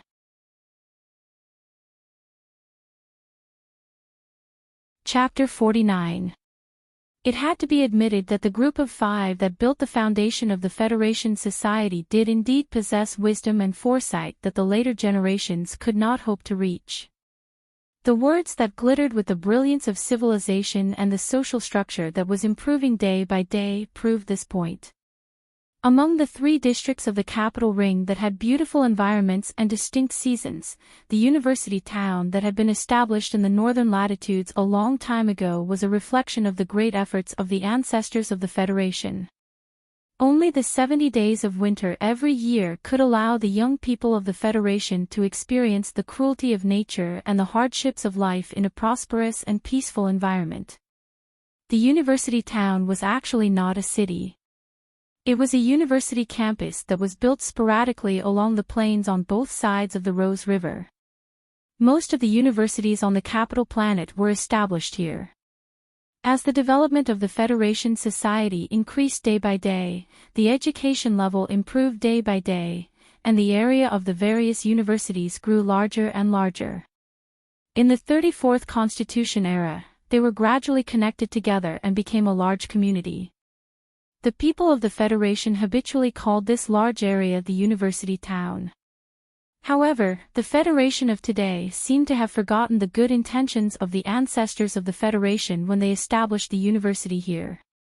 The heating in the building was available 24 hours a day, and the air conditioning system kept the air that people breathed absolutely fresh.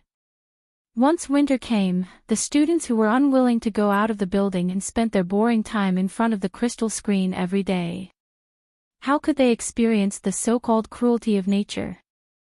In the southeast area of the university town, there was an inconspicuous but extremely beautiful second-level college named UA University.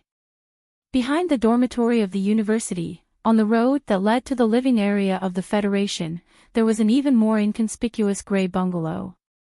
It stood awkwardly at the back door of UA University, making the scenery that was like pear blossoms in the garden become stiff. It was such a small bungalow that was far away from the main building of the campus, yet it still enjoyed central heating.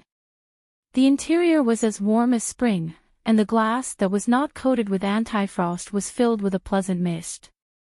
Wiping away the mist on the glass with one hand, Sulo looked through the window at the snowflakes and frost on the pear trees in the garden.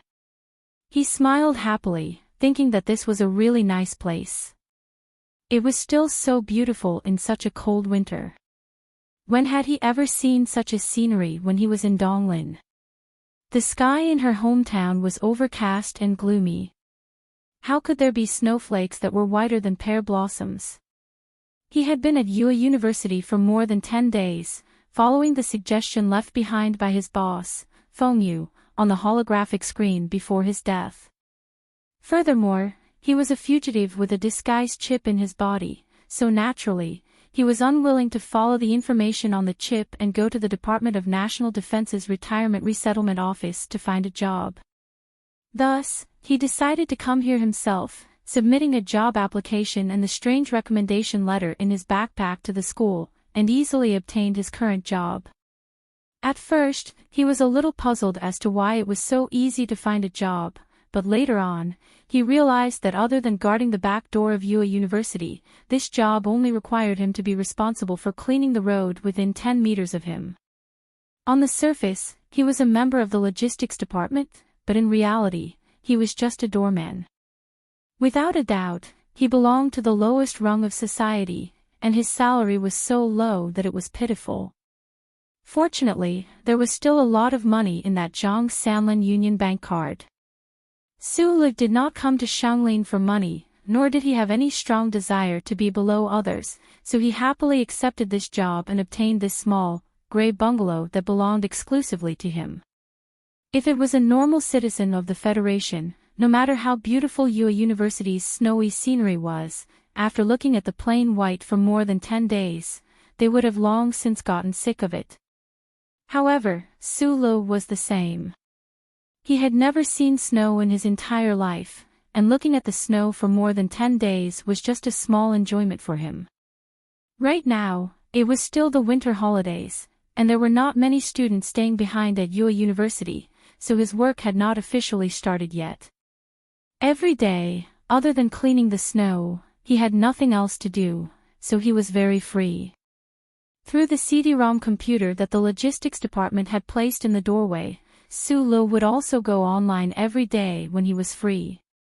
He seriously looked through the information on UA University, and only then did he know that this seemingly unremarkable school was, other than the schools directly under the Ministry of National Defense, one of the most outstanding universities in terms of the three major self-propelled mobile armor systems and the standard repair of warship installations. Of course, the three major military academies directly under the Ministry of National Defense and the Westwoods Military Academy could not possibly be located in a university town, so it was not a place that Su-lo could casually blend into. Therefore, if Su-lo wanted to satisfy his interests, the unremarkable Yue University was indeed the best choice.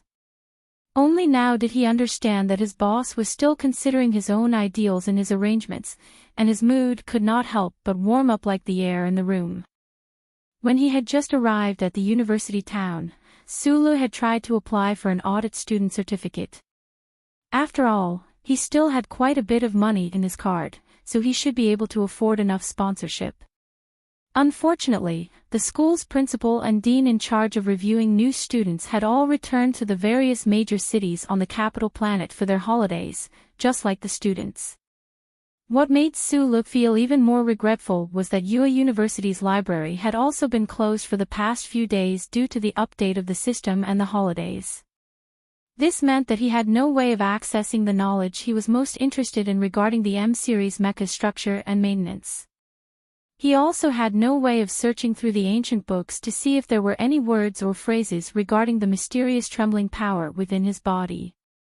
In these 10 days of cold wind and snow, Su-lo, who had nothing to do, other than watching Channel 23 every night and searching the internet for mecha maintenance knowledge that interested him, spent most of his remaining time nestled in his warm bed, closing his eyes to try to feel the slight changes in the trembling power within his body. He also tried to hide this dizzying trembling power as he thought about it on the ancient bell.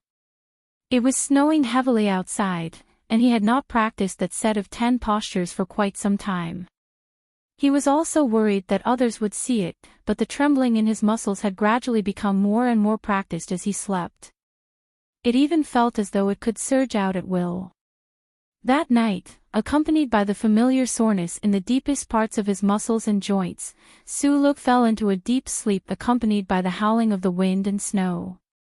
In his dreams, he seemed to see a cute girl with a head of purple hair marrying him as his wife, and him becoming the chief mechanic of a large company in the capital. He could repair all sorts of fun things every day, and he seemed to faintly hear some big shot announcing on the television that the truth behind the explosion had been exposed. There were so many happy things. In his deep sleep, Su-lee's lips curved into a sweet smile. He smiled so much that his body started to tremble. This trembling did not stop until the muscles under his skin started to twitch slightly. It seemed that with every twitch, his body would become a little stronger. Spring was bright and beautiful, with colorful flags fluttering in the wind. Shanglin Administrative Region S1, which was also the capital planet's snow and cold, always came and went quickly. However, just as February entered, the snow on the banks of the Rose River had completely melted away, merging into the tranquil river that flowed south. Not a trace of it could be found anymore, leaving behind only a vast expanse of green fields and lush spring forests, as well as blocks of academy buildings that harmonized with the environment very well among the grass and trees. Today was the first day of school, and countless students took all sorts of transportation back to the big city academy. The campus, which had been quiet for 2 months, was once again bustling with noise and excitement. From time to time, there would be cars driving into the quiet Yue University, accompanied by even more youthful female students walking in. A youthful atmosphere that made people yearn for rippled through the campus with them. Because there were too many students going to the Federation's living area to shop, the back gate, which had always been somewhat deserted, was now bustling with noise and chatter. It even drowned out the voices of the male students who were passionately criticizing the government by the fountain. Suddenly, there was a commotion at the entrance of the campus, followed by a buzz of discussion that abruptly stopped. The attention of the youths in the school was attracted by something, and they subconsciously stopped in their tracks, casting complicated gazes towards the entrance. The few male students by the fountain who were deeply influenced by Carlinism also stopped spurting out hot blood and walked over. However, they did not approach the back gate, but instead looked at it with a very strange gaze. A girl with shoulder-length hair, black-rimmed glasses, and a stack of books, calmly and slightly coldly walked in from the back gate of UA University under the gazes of countless people. The surrounding gazes contained too many emotions: pity, sympathy, disgust, disdain, envy, jealousy. The students of UA University easily recognized who this girl was, because a year ago, she was a popular figure among the freshmen of UA University, or rather, the rebellious child, Zhang Xiaomeng. Zhang Xiaomeng, who was born in a good family, began to come into contact with Carlinism after entering her first year of university. Unexpectedly, this girl resolutely gave up on her good life, gave up on her studies, and went to the faraway S2 administrative district, where the anti-government faction had the strongest influence in New Jersey. She began to shout for the people at the bottom of society, participating in one demonstration after another. As for what Zhang Xiaomeng did after leaving UA University, her classmates did not know the exact details, but they knew that the rumor was true. This girl who had once shocked countless people was indeed tired of the so-called romance of justice, abandoned the darkness for the light, and returned to the embrace of the Federation. There was an awkward silence at the back gate of UA University. No one came forward to greet this black-rimmed girl. There was no welcome, only faint hostility and complicated gazes. Yes, when she left this campus a year ago, she should have known that there was no possibility of her coming back.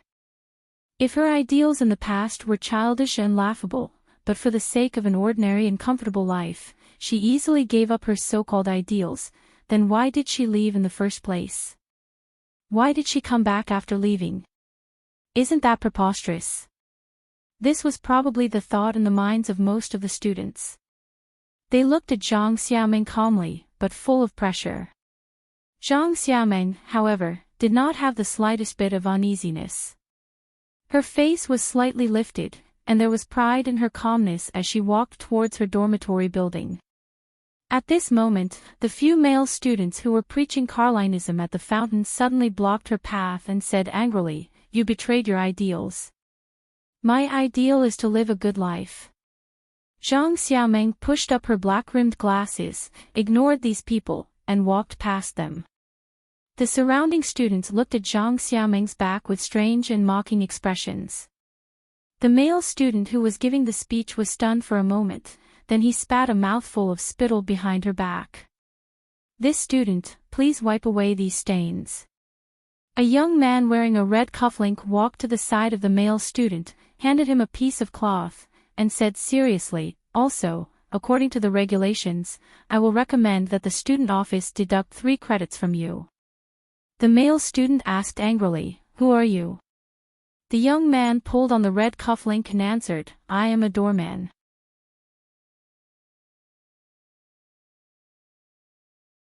Chapter 50. At the corner of the road outside of UA University's back gate, there was a completely black Land Rover parked there. The body of the Land Rover looked particularly thick and heavy. The window film reflected the beautiful skylight, covering everything inside the car. The inside of this completely black Land Rover was strangely without a seat. Instead, it was filled with all kinds of electronic equipment and a camp bed. Even more strangely, there were a few staff members wearing gray uniforms who were vigilantly looking at the electronic equipment, and on the camp bed laid a lazy young man. This young man was about 24 or 25 years old. He had a pair of high-fidelity headphones in his ears. It was unknown what he was listening to, but looking at his squinted eyes, it gave people the impression that he had fallen asleep long ago. If Sulu were to see this young man's behavior, he would definitely think of the lazy boss uncle in any situation. To be able to maintain such a state in such a tense and busy working environment, if it wasn't that he was a little tired of the world, then it was that he didn't care about anything. A staff member took off the young man's headphones and said with a bitter smile, "Team leader, even if you're too lazy to listen to it, can you not use public equipment to listen to music?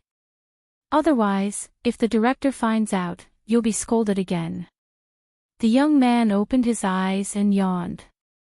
His beautiful face had a trace of hangover fatigue. He muttered, "It's such a good thing, it's a pity that I don't use it to listen to music." Then, he looked at the small holographic screen of the electronic equipment and asked in boredom, "What's wrong? Nothing happened to that hot-blooded young woman, right?" "Nothing happened. There are a lot of young people coming back from S2. Why does the Bureau want us to keep an eye on her?" The staff member shrugged and pointed in the direction of UA University. "How big of a problem can a female student have? Zhang Xiaoming, coming back so casually like this. If there's no problem, then I'm an idiot." The young man yawned again. His name was Shi Qinghai. He graduated from the First Military Academy and was now working in the Federation Investigation Bureau.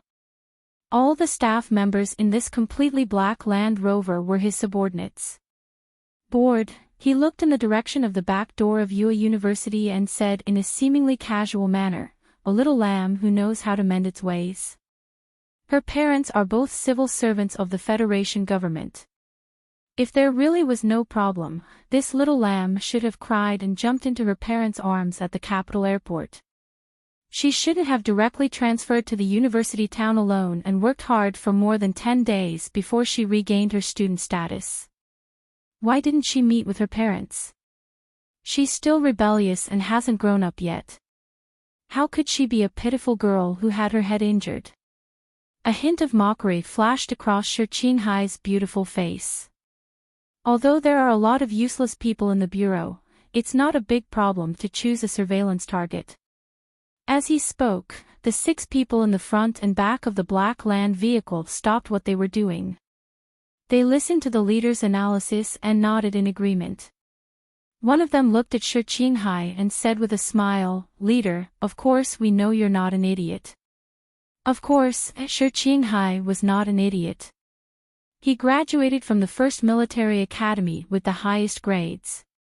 In his first year in the Federation Investigation Bureau, he successfully cracked a few spy cases. His ability was obvious to all. If he had followed this path steadily, everyone in the Investigation Bureau believed that the youngest deputy director in history would have been born. But no one would have thought that such a young talent would fall so quickly. An officer of the Investigation Bureau who was addicted to alcohol and women all day long was equivalent to giving up his future. Don't drink so much in the future. What's the difference if those women turn off the lights? Do you need to change every day? Shi Qinghai's subordinate said with a headache, "Don't always offend the boss. Otherwise, you would have been promoted long ago and we would have followed suit. Don't talk nonsense with me. Who hasn't been promoted under me? I'm too lazy to move. Isn't this university town good? There are so many beauties, especially young beauties." Shi Qinghai smacked his thin lips. His eyes were blurred and intoxicated. How can I leave when I'm surrounded by the fresh scent of young bodies? He got up from the single bed and rubbed his face that he forgot to wash in the morning.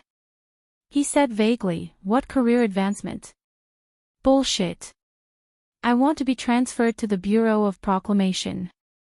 Those bastards, they only have one computer every day. They don't have to worry about anything. It's a fucking good place to retire." Having said that, he still had to do what he had to do, even if it was just on the surface. Shi Qinghai pretended to pick up the monitor and put it next to his ear to listen for a long time. At first, everything was normal, but gradually, his facial expression became wonderful, and finally, it turned into an uncontrollable laughter. The concierge. I'm dying of laughter. Does he know that the student he asked to wipe off his saliva is the son of a senator? Shi Qinghai was rocking back and forth with laughter. He slapped his thigh and said, "This little concierge is interesting. It's rare to see such a serious person in this fucking society." "Shoot, team leader, lower your voice. A team member stared angrily at the unconscious Shi Qinghai and shouted in a low voice, "We are monitoring the situation." "Not in the cinema." "Oh, that's right." Shi Qinghai came back to his senses and laughed. He opened the car door and walked out of the car. He said, "I have to watch you at university for at least a semester. It's too boring. I'm going to check out that fun concierge." The staff members of the Bureau of Investigation looked at each other. They didn't know what to do with this crazy and absurd team leader. Under the sun, the young team leader walked lazily like a hooligan.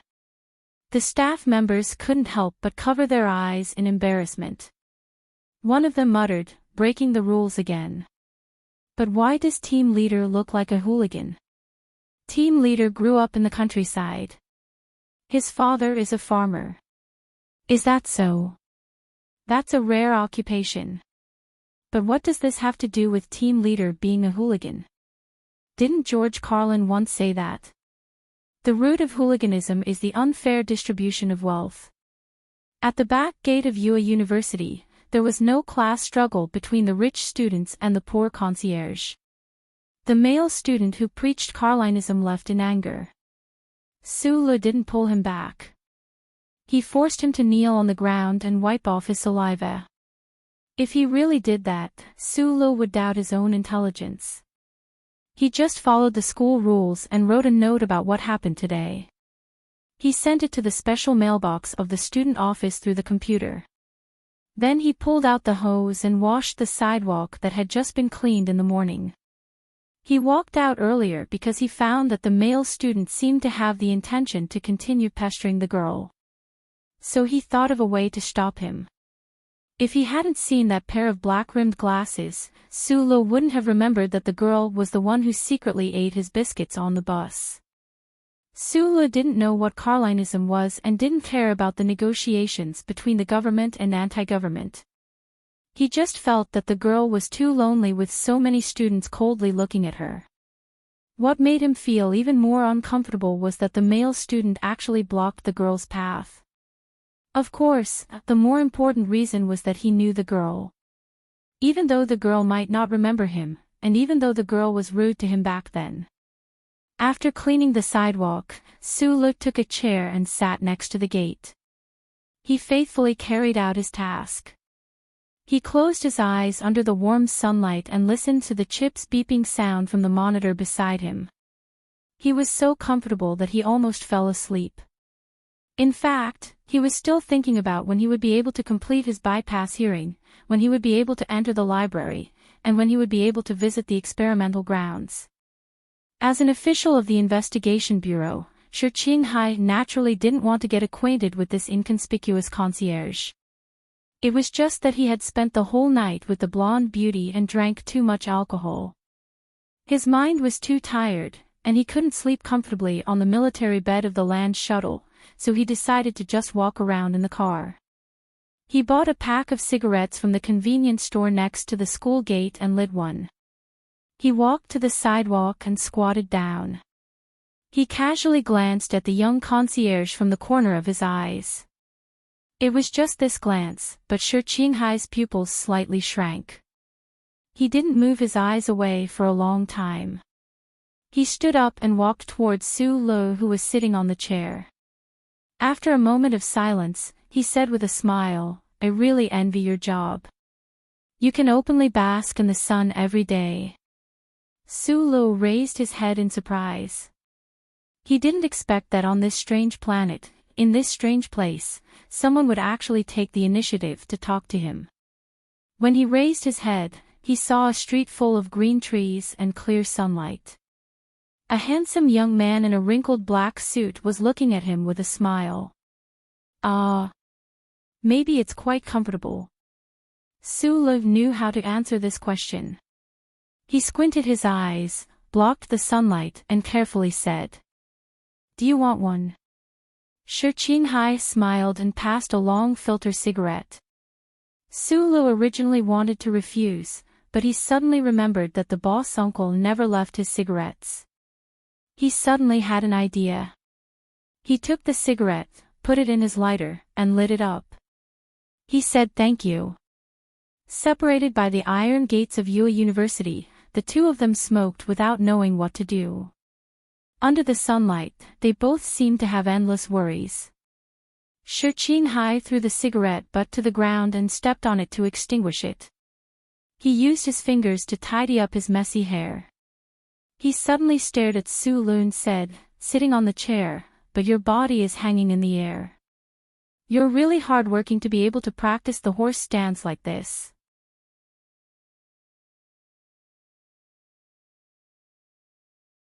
Chapter 51.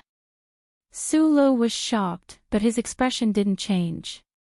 He didn't expect that this person's eyes would be so sharp that he could see through his strange sitting posture.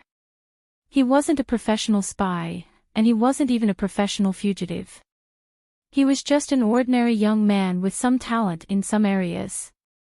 For some reason, he was forced to go into exile and hiding. After leaving Donglin, he kept reminding himself that he should keep a low profile and be inconspicuous. But after all, he hadn't received professional training, so there were always some problems in inappropriate places. Fortunately, with the help of the disguise chip, he didn't need to worry too much about his safety in the Federation society.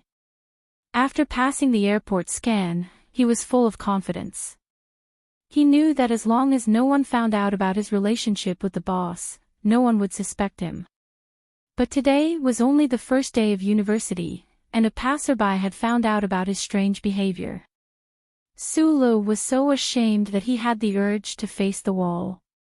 In fact, Su Lu still underestimated himself and overestimated all the passers-by in the Federation.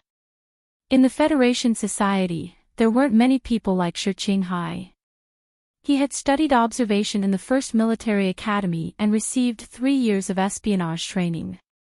Naturally, he had developed a completely different vision. Don't throw the cigarette butts. Su Lu was a little flustered, but his voice didn't tremble at all as he said seriously to Shi Qinghai. Shi Qinghai smiled and picked up the cigarette butt. He had a strong interest in this little doorman. He felt that the doorman had a very wonderful feeling and was very similar to himself. It seemed that they were both keeping a big secret in their hearts. Shi Qinghai didn't want his secret to be known by others, so he didn't want to explore other people's secrets. After all, this person had nothing to do with him. Shi Qinghai looked at Su Lu, yawned, leaned against the iron gate, and asked lazily, "There aren't many people in the training center now. You're still young, so I didn't expect you to like this kind of thing." Su Lu could have chosen not to answer any of his questions, but first of all, that would be too strange. He did not know what this man in the suit did, and second of all, his small eyes had always been very good at judging people. In his opinion, this man in the suit was full of boredom and tiredness, and he did not have any malicious intentions. "I've never been to a body cultivation hole." Su Lu shook his head and said, "What's the horse stance?" "Oh, the horse stance is the posture where your butt doesn't touch the ground. But that posture of yours is much more difficult than a normal horse stance. Don't be surprised that I know all this. You should know that I spent some time in a body cultivation hole." Shi Qinghai smiled, then extended his hand and nodded. Shi Qinghai, government worker. Then he said in a more serious tone, "Does guarding the door for the government count as a staff member?" Su Lu was stunned for a moment, then he smiled as well. He extended his hand to shake the other party's hand and introduced himself. "Su Lu, school worker, if guarding the door really counts as a proper job." The two people's hands passed through the bars of the metal gate and shook each other. A moment later, they let go. Shi Qinghai raised his eyebrows and said, "It's a bit like visiting a friend in prison.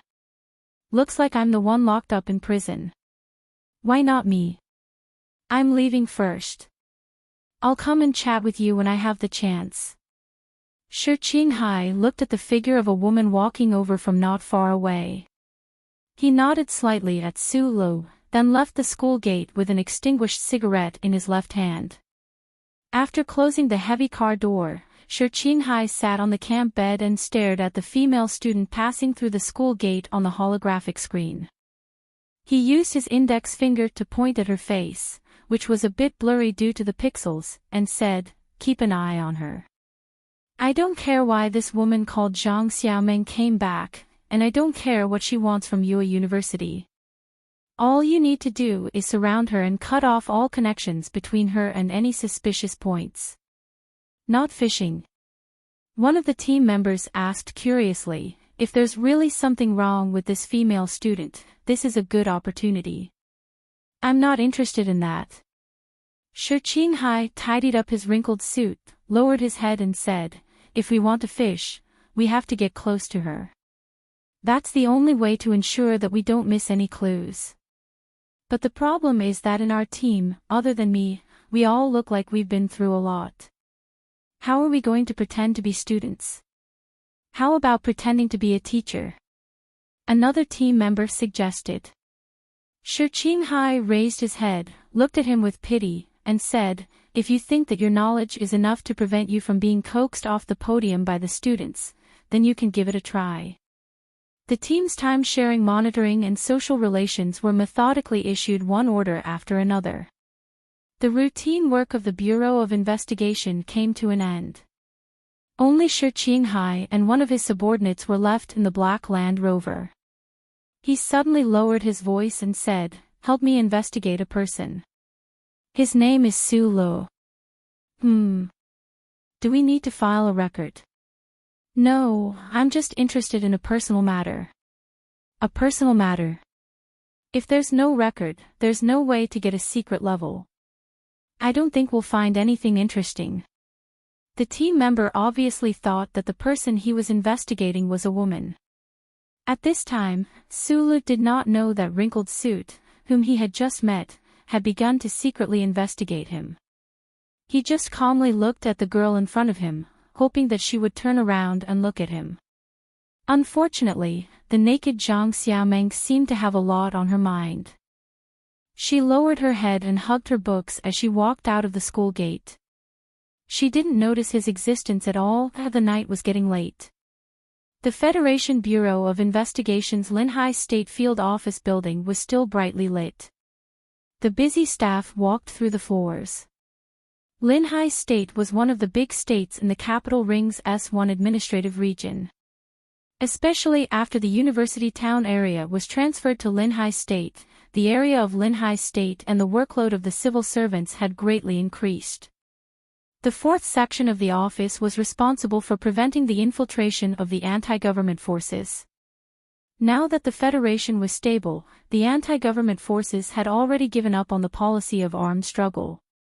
Under the pressure of the empire, they were negotiating cooperation with the government and officially participating in the election. The fourth section had become the most leisurely department in the entire Federation Bureau of Investigation. The most leisurely official in the most leisurely department, Shi Qinghai, wasn't going in and out of the major nightclubs in the city to flirt with beautiful women and drink liquor like his colleagues had imagined. Instead, he was sitting in his own office, staring blankly at the holographic screen in front of him. Shi Qinghai didn't want to investigate the secret of the little gatekeeper, but he subconsciously wanted to get closer to the young man. He also had a secret in his heart that he couldn't let others know, so he had to find out whether the gatekeeper who knew how to do the horse stance had any kind of background. The results of the investigation quickly came out. It was a very clean file. A recently retired tunnel repairer had returned to the capital and was doing a very ordinary job. There didn't seem to be anything out of the ordinary. So it's a field mouse, and a very clean one at that. Shi Qinghai smiled as he looked at the holographic screen. It's a pity that I can't find out more specific information about this guy called Su Lu. But, why is it so coincidental that he came to the same university town as Zhang Xiaomeng? Such an obvious loophole. It seems that he's not in the same field, but just an interesting guy. All the information of the Federation's citizens from birth was stored in the vast Federation's computer monitoring network. The most comprehensive information could be obtained through the chip at the back of their neck. However, the Federation's first charter protected the privacy of every citizen to the strictest extent. Unless the relevant department issued an application, the privacy of the citizens was strictly prohibited from being known by anyone. The spirit of the first charter had been deeply ingrained in people's hearts for countless years, so Shi Qinghai didn't find it strange. He didn't continue to investigate Su Li's relationships. His beautiful but tired face suddenly showed a trace of sadness. After a moment of silence, he threw all the information he found about Su Lo into the document processor. He believed that for a long time, no one would investigate Su Lo again. I can finally find a blank piece of paper to draw on. Damn it, I've been lonely for so long. I need to find a playmate, right? Shi Qinghai said something that he didn't believe himself. He inserted the car remote key into the standard interface of the computer. An inconspicuous small program began to lurk in the internal network. According to Su Li's filter, from this moment on, if the Federation Investigation Bureau's field office wanted to investigate the little concierge, they couldn't hide it from him under the sun. Su Li hugged the alloy steel ball casting and walked down the high stairs while panting. As he walked, he complained in his heart about the professor's discrimination against audit students. After every component class, he was responsible for returning the courseware. It had been 3 months since he came to Yue University. After paying a sponsorship fee, he finally obtained the school's audit student certificate. The school didn't mind this retired soldier who seemed to have some savings to become a member of the class. The Federation implemented a 5-hour workday. Su Lu was too lazy to look for a house in Linhai, so he simply continued to work as a concierge, which had no future. Every day, other than eagerly learning the mechanical engineering knowledge that he was interested in, he didn't have much to do. At night, he just slept in the concierge's room.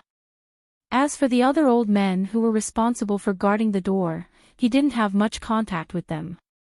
Everything seemed to have returned to the ordinary but fulfilling life in Donglin district. The only difference was that today, Su Lu didn't have a boss lying lazily on the sofa beside him. Oh, he was wrong. There was another difference, and it was the same lazy government official in front of him. Why are you here again? Su Lu saw the guy wearing a tattered, expensive suit under the stone stairs of the teaching building. His mind was in a mess, and he almost dropped the casting on his foot.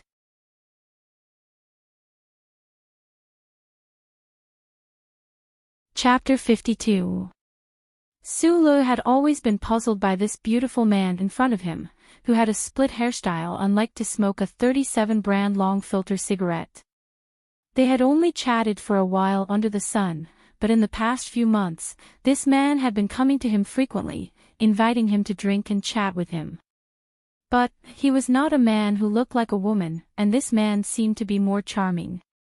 Su Lu found it a little hard to understand the other party's persistence, but what was strange was that he didn't seem to resist interacting with this official.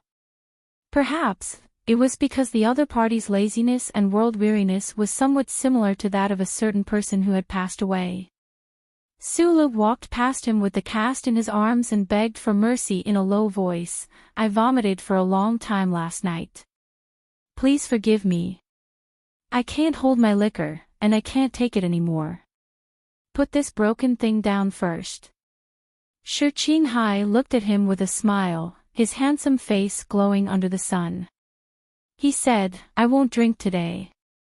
I'll take you to find a woman." A woman? Su Lu opened his mouth wide and could not react for a long time. "Mr. Shi, are we that close?" Su Lu looked at him helplessly. Mr. Shi was Shi Qinghai's self-proclaimed name. This young official seemed to have always yearned for the evil feudal society of the empire. After 20 rounds of drinking in 2 months, you should be cooked, right? Apart from stones, what in the world can't be cooked? Yes, I was a soldier in Donglin. The people of the Federation have always thought that the people of Donglin are stones. Stones also need friends. Is it that simple to be friends? Of course. If you are pleasing to the eye and comfortable to get along with, you are a friend. Sulu seemed to understand something and nodded with a smile. Shi Qinghai very seriously pulled out the bangs on his forehead and said to him, I'm very bored by myself. I see that in addition to working every day, you do experiments in class, and eat bread in the library. You're even more bored than me.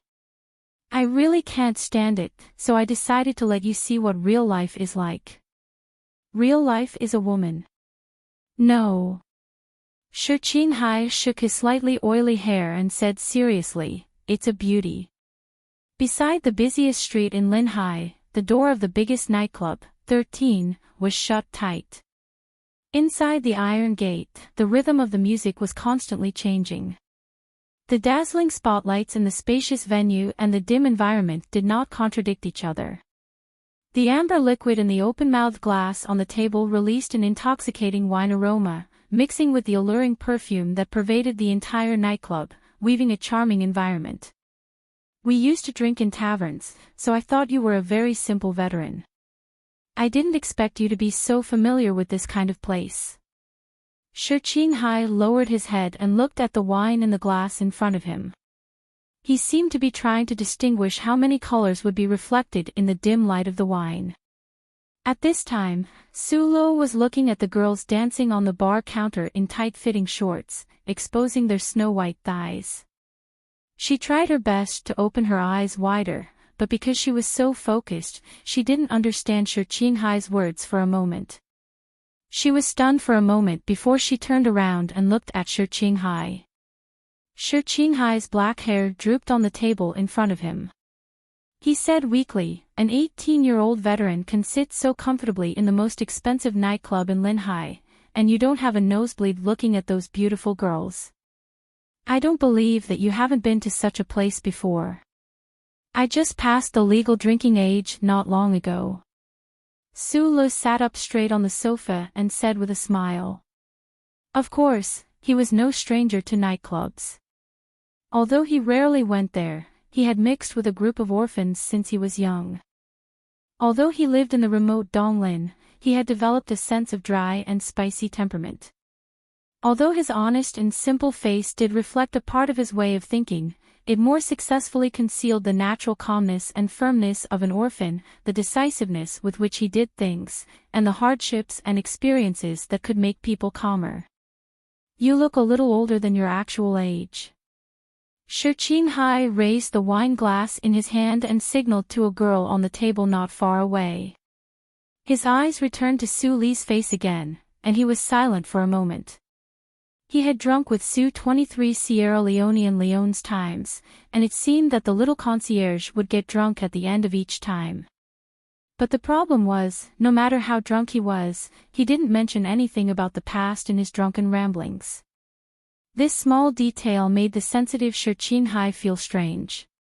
He didn't ask the concierge, but patiently waited for the day when the mystery would be revealed. A young official of the Federation and a college student, a concierge, were originally people from two different worlds, but Shi Qinghai wanted to be friends with him. On the one hand, it was because he was bored, and on the other hand, it was because he had a certain sense of closeness to Sulu. And the fact that Sulu dared to be his friend made Shi Qinghai think more highly of Sulu. He had long found that he had underestimated Sulu from the beginning. Although he was indeed a blank piece of paper, he was very stubborn. It was not easy to paint him with external colors. I know you have your secrets. Shi Qinghai lazily laid down his upper body again and looked at Su Li's face across the wine glass.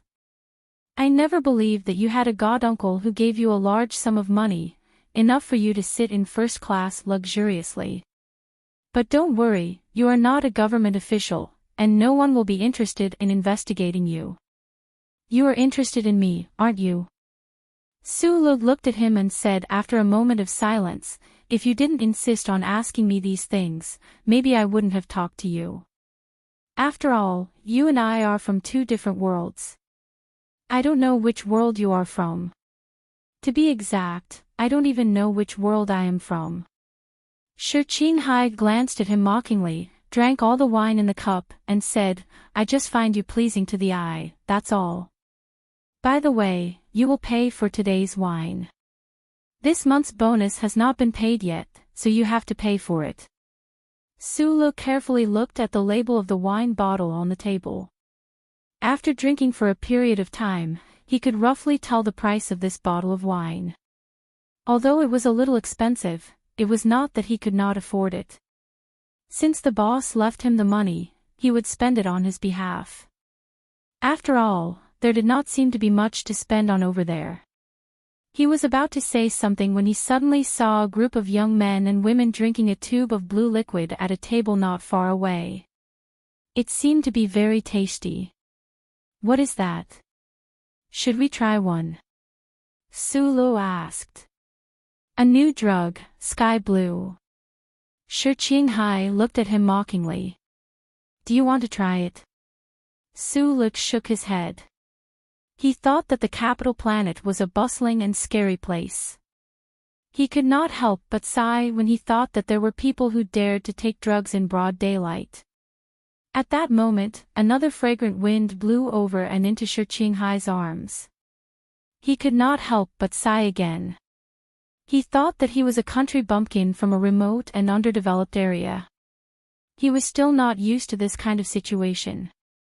Shi Qinghai was very handsome, or rather, very beautiful. Although he often didn't wash his hair, that pair of extremely deep and charming eyes of his were always emitting electricity. Under the dim lights of the nightclub, the electricity in his eyes gradually blurred, attracting countless women. During these days of drinking, Su Lu had seen many waitresses looking at Mr. Shi with resentful eyes. Tonight, he was used to the scene of flying women pouncing on men. However, Su Lu could see that Shi Qinghai was not happy. If he was, he probably would not have asked him to drink. Shi Qinghai said that he was lonely. How could such a literary phrase come out of the mouth of a government official?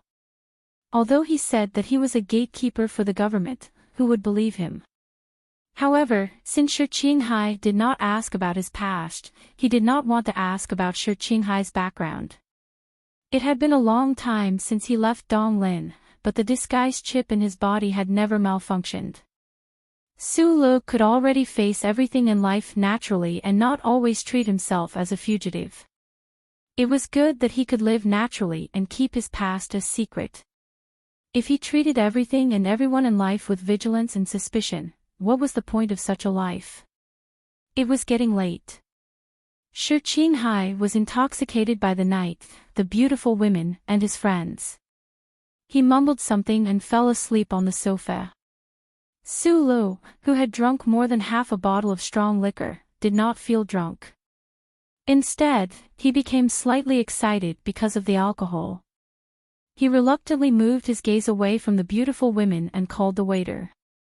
He paid the bill on the card machine held respectfully in the waiter's hand and walked out of the nightclub with Shi Qinghai. This was the busiest time in the nightclub. However, Shi Qinghai and Su Lu drank too fast, so they left earlier than the others. Su Lu, who was carrying a heavy body, could not find his way in the dim light. He did not know how many people he bumped into, but he apologized profusely. He knew that under the influence of alcohol and the countless eyes of the opposite sex, a small friction could cause big trouble. After walking to the entrance of the nightclub with great difficulty, Su Lu was refreshed by the breeze in his face. However, he immediately smelled a fragrance and a sense of danger. He looked up and saw 3 expensive cars parked in front of the nightclub. About 7 or 8 people got out of the cars and walked towards the nightclub. The people walking beside them were all dressed in black. They were of average build and looked indifferent. They seemed to be bodyguards. The 2 men and 1 woman walking in the middle were dressed in bright clothes. Their temperaments were cold and reserved. The woman was wearing a short red trench coat. Her charming face carried a trace of arrogance and meanness. The 2 men beside her were wearing a blue suit while the other was arrogantly wearing a student uniform. The only thing they had in common was that their eyes were looking straight ahead. They walked with the wind and did not shift their gaze at all. They were not simple people and did not walk the usual path. Su did not want to block the way of such arrogant people. He quickly dragged the drunk Shi Qinghai to the side of the corridor. However, as luck would have it, when the beautiful woman in red brushed past the two of them, Shi Qinghai seemed to have smelled the perfume on her. He opened his blurry eyes and woke up. He whistled in her direction and said vaguely, "Beauty, you sprayed too much on your DVC." When they heard these two words, their footsteps stopped at the same time. The leading man smiled and turned to look at the corridor, as if he wanted to know who had the guts to flirt with his sister. There was a hint of coldness in his gentle smile.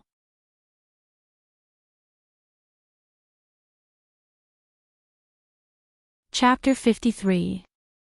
DVC was a type of perfume, a very expensive perfume produced in the Bali region of the northern continent of planet S3. The annual production was extremely low, and it was impossible to come into contact with such a luxury item unless one was extremely wealthy or had an extremely high social status. Shi Qinghai had been wandering among women for the past few years. Whether it was a convenience store clerk, a lonely and bored young married woman, or a cold-looking career woman, he wanted to lift the curtain and become a guest of all of them. To be able to reach such a standard, he was naturally no stranger to women's products. Furthermore, he had indeed had a one-night stand with one or two women of high status. Therefore, even if he was drunk to the point of delirium, he could still call out the name of the DVC. Furthermore, he was extremely dissatisfied with the red-clothed woman for spraying too much. Women who could afford luxury items were naturally not simple women. To them, everything that represented money and status was not important, but style was the key. It was not important to use DVC, the key was to use it well. Saying that she sprayed it too much was like saying that she burned money to light cigarettes. It was tasteless. In the eyes of a woman of this level, being accused of having no style was the most unacceptable thing. Therefore, a flame of anger suddenly rose in her pair of charming but cold eyes. Seeing that the group of people who were walking with a swagger suddenly stopped because of Shi Qinghai's words, especially when he saw the cold smile on the leader's face, Su Li's heart unsurprisingly jumped. From a glance at the nightclub corridor from afar, he knew that these people were not simple, and was afraid of provoking them. Just as he was about to walk past them, something really happened. Su knew what DVC was, and he did not know how much the black cars in front of the nightclub were worth, but this did not prevent him from seeing the background of the other party and their displeasure. A bitter smile appeared on his face, and he turned his head to look at Shi Qinghai, thinking to himself that this kid was not doing it on purpose, right? It seemed that Shi Qinghai was not doing it on purpose, because at this time, he had fallen asleep sweetly on Su Li's shoulder. His body reeked of alcohol, and his eyelids did not even blink. Su Li sighed in his heart and sincerely said to those people, "I'm really sorry, my friend drank too much and spoke nonsense." Su Li's appearance was very ordinary, only his pair of straight eyebrows that were as sharp as a knife was somewhat unique. But what was very strange was that his pair of eyes that were often squinted always revealed a trustworthy expression, and his tone of voice was extremely sincere, which made it very easy for people to have a good impression of him. It was probably because of this that the little girl on the ancient clock chose to trust him without hesitation. He didn't know if his sincerity and honesty would be of any use today. The man, who was obviously the core of the group, narrowed his eyes slightly. He looked at Su Li and paused for a moment. Suddenly, he smiled. The green robe on his body was like a willow leaf in the harsh winter, like a knife. The man's of course, of the woman of the group, of the group. The young man in the student's uniform beside them had a strange expression. He looked deeply at Su Li, who was supporting the drunk man. No wonder the uniform looked familiar, it was the uniform of Yue University. Sulu recognized him. This arrogant young man who dared to wear a student's uniform and enter a nightclub for entertainment was the male student who had a small conflict with him 2 months ago at the back door. Sulu had stayed in the school for several months. After all, he had the status of a gatekeeper and auditing student, so he didn't have much interaction with the real students. However, he knew that this male student's father was a state representative of Linhai, and could be considered to be born into an influential family. However, what did the other party's last glance mean? It seemed to be a warning, or a reminder. Sulu did not think too deeply about that student's gaze. He only thought that the son of a state senator was actually the follower of that pair of man and woman. It seemed that these people were indeed important people that he could not afford to offend. Looking at the man in the green suit and the woman in the red trench coat walking into the nightclub, he let out a sigh of relief. At least he did not cause any trouble.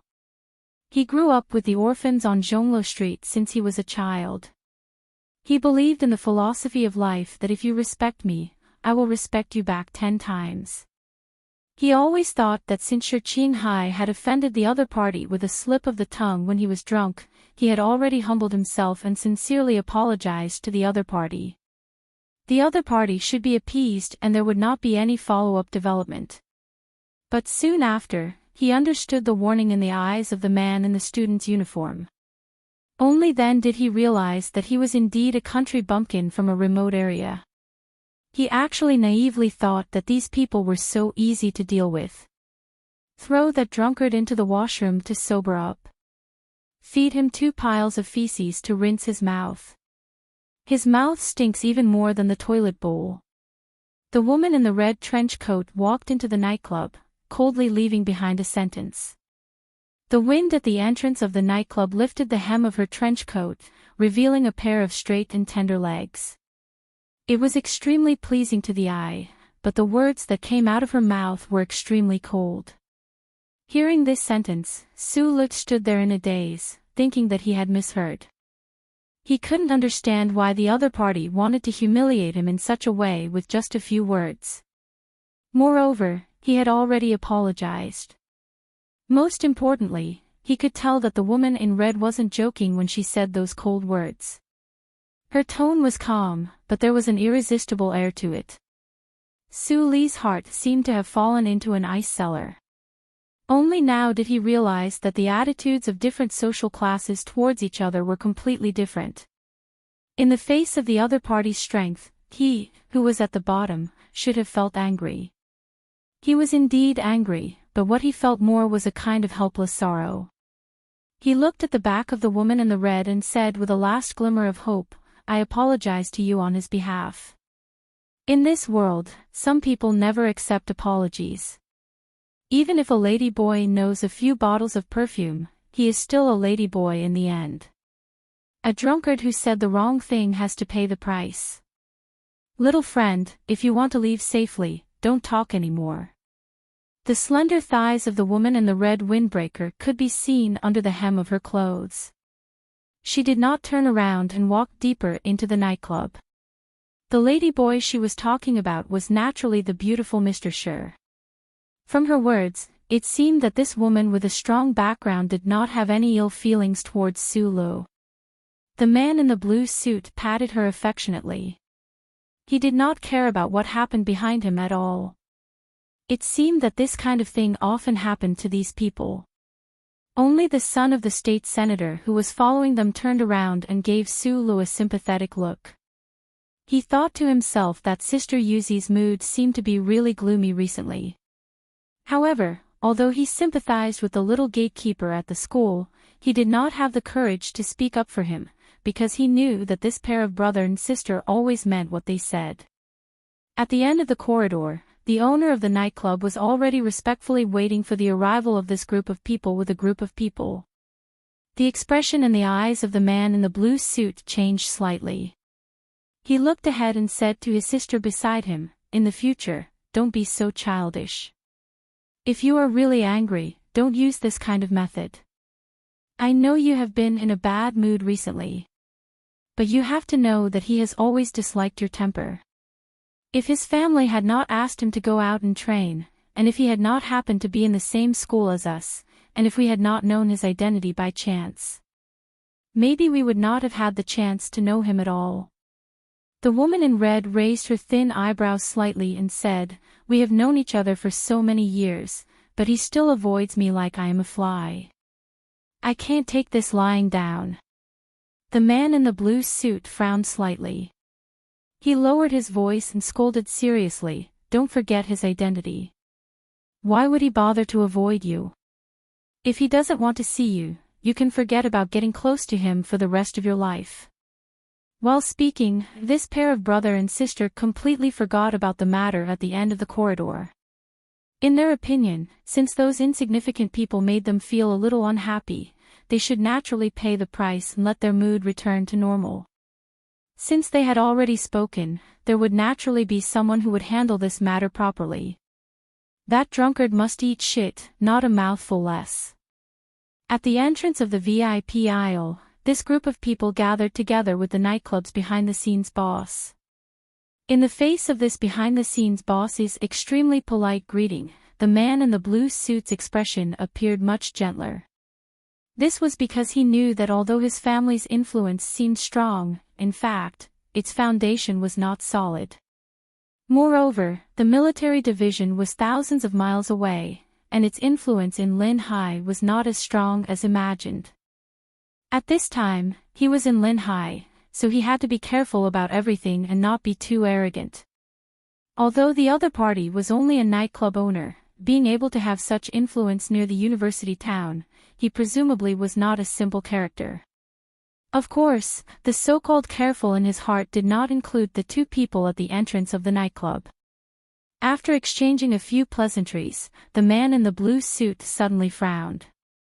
This was because he found that the nightclub owner in front of him seemed to be somewhat restless, and his eyes kept glancing over his shoulder and outside. The nightclub owner noticed the change in the man's expression, and his heart thumped. Fearing that the other party would be unhappy, he asked as calmly as possible, "Is that big guy outside your subordinate?" The man in the blue suit frowned, and his heart was slightly surprised. He knew that the other party was talking about Hook. At this time, Hook was doing that thing outside the nightclub according to his sister's instructions. Hook was the brother and sister's playmate since childhood, and later became their personal bodyguard in name. He had worked hard in the first academy for 3 years, and his strength was amazing. The man in the blue suit had never thought that Hook would have any problems doing such a small thing. The group of people turned around and looked outside the nightclub. The brother and sister's faces stiffened slightly, and then immediately returned to normal. However, the brother's pupils shrank imperceptibly, and he was somewhat shocked. In a place like the nightclub, Hook had met with a tough opponent. In the open space outside the nightclub, Su Lo was holding the drunk Hai in his arms, vigilantly watching the big guy in front of him. A trace of blood was flowing from the corner of his mouth, and the big guy opposite him was not doing well either. There was a deep footprint on his chest, and he was coughing incessantly.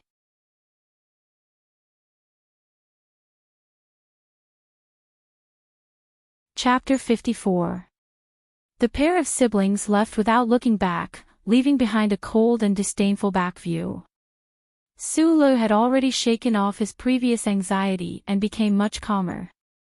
There were many unfairness in this world, and those who were born with a golden spoon in their mouths did not seem to care about the lives and dignity of others.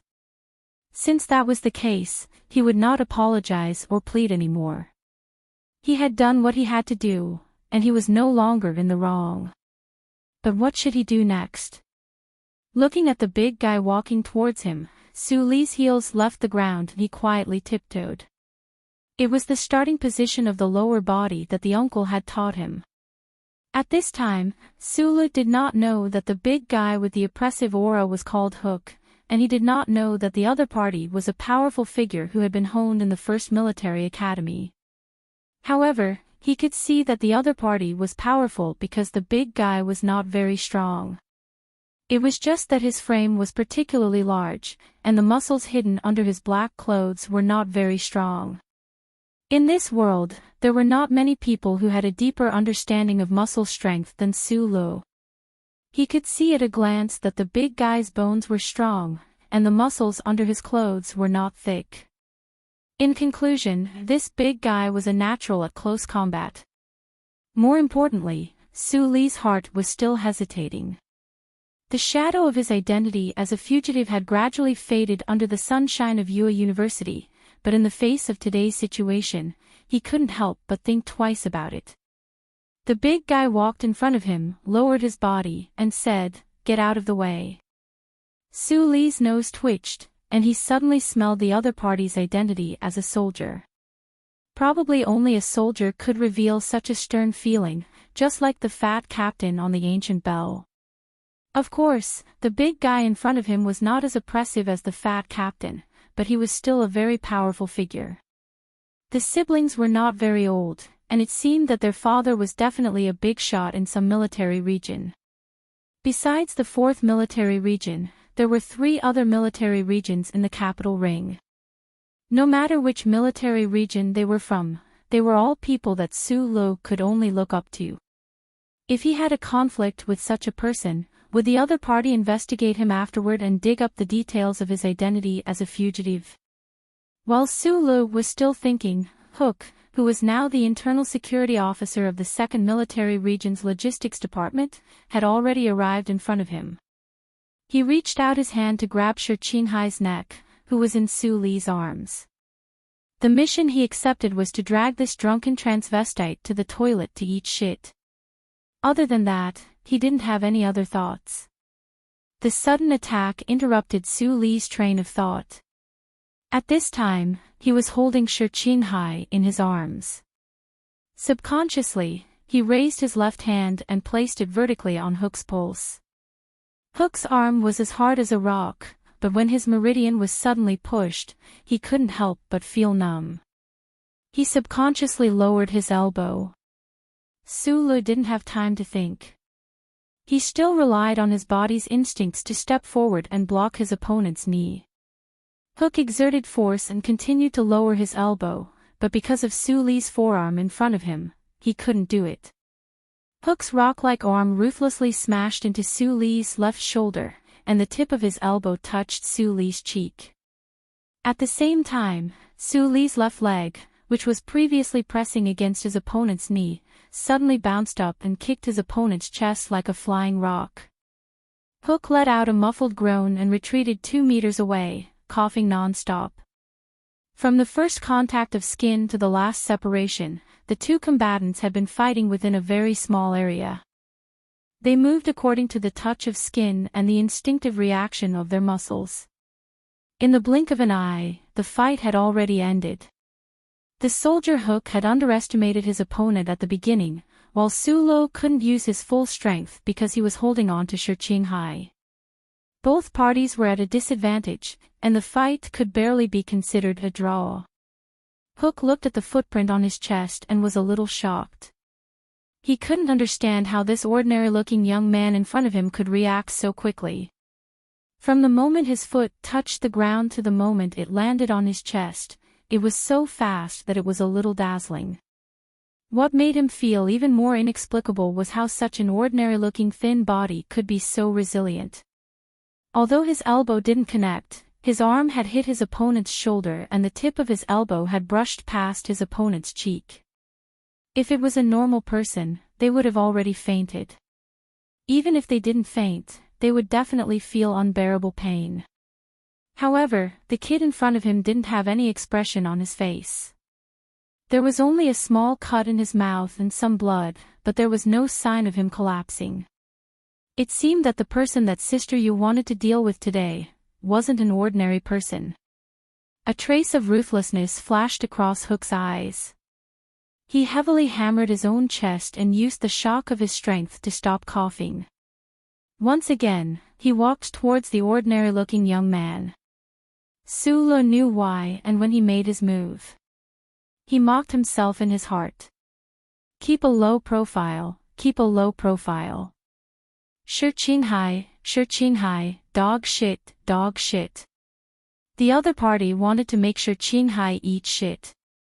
He couldn't just watch this playboy get dragged to the toilet. Although the two of them were just fair-weather friends, he was still the first and only friend he had in a foreign land.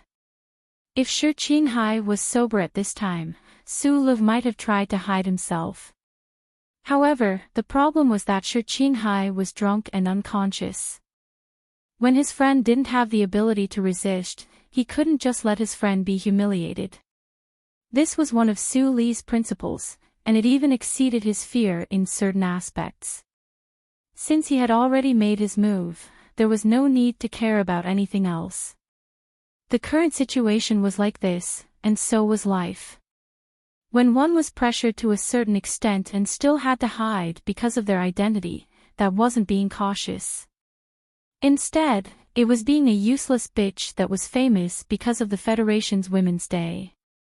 Living without principles or dignity was not something that Su Lu could accept easily. Looking at the tall soldier approaching him, Su Lu felt a sense of danger. He knew that the other party wouldn't underestimate him this time and would attack him with all his strength. Just like the angry bull on the green grassland on the other side of the electronic fence, when it felt hurt and humiliated, it would burst forth with its greatest strength. Su Lu looked at the other party vigilantly.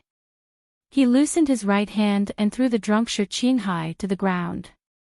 His feet were slightly apart, and he tiptoed again, maintaining a posture that could explode at any time.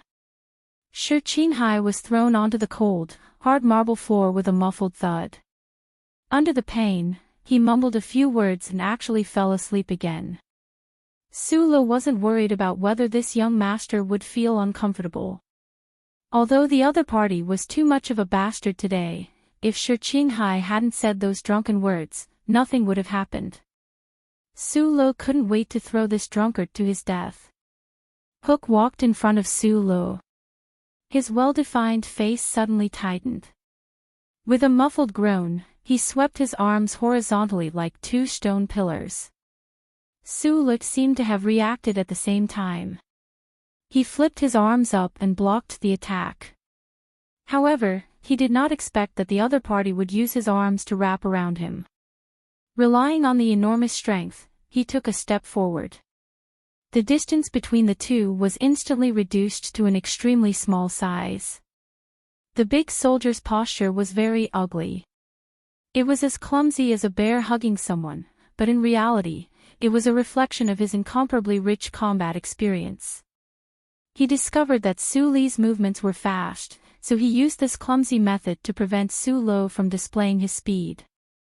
If the two of them were tied together, what would Su Lu do if he lifted his leg? Hook was already determined.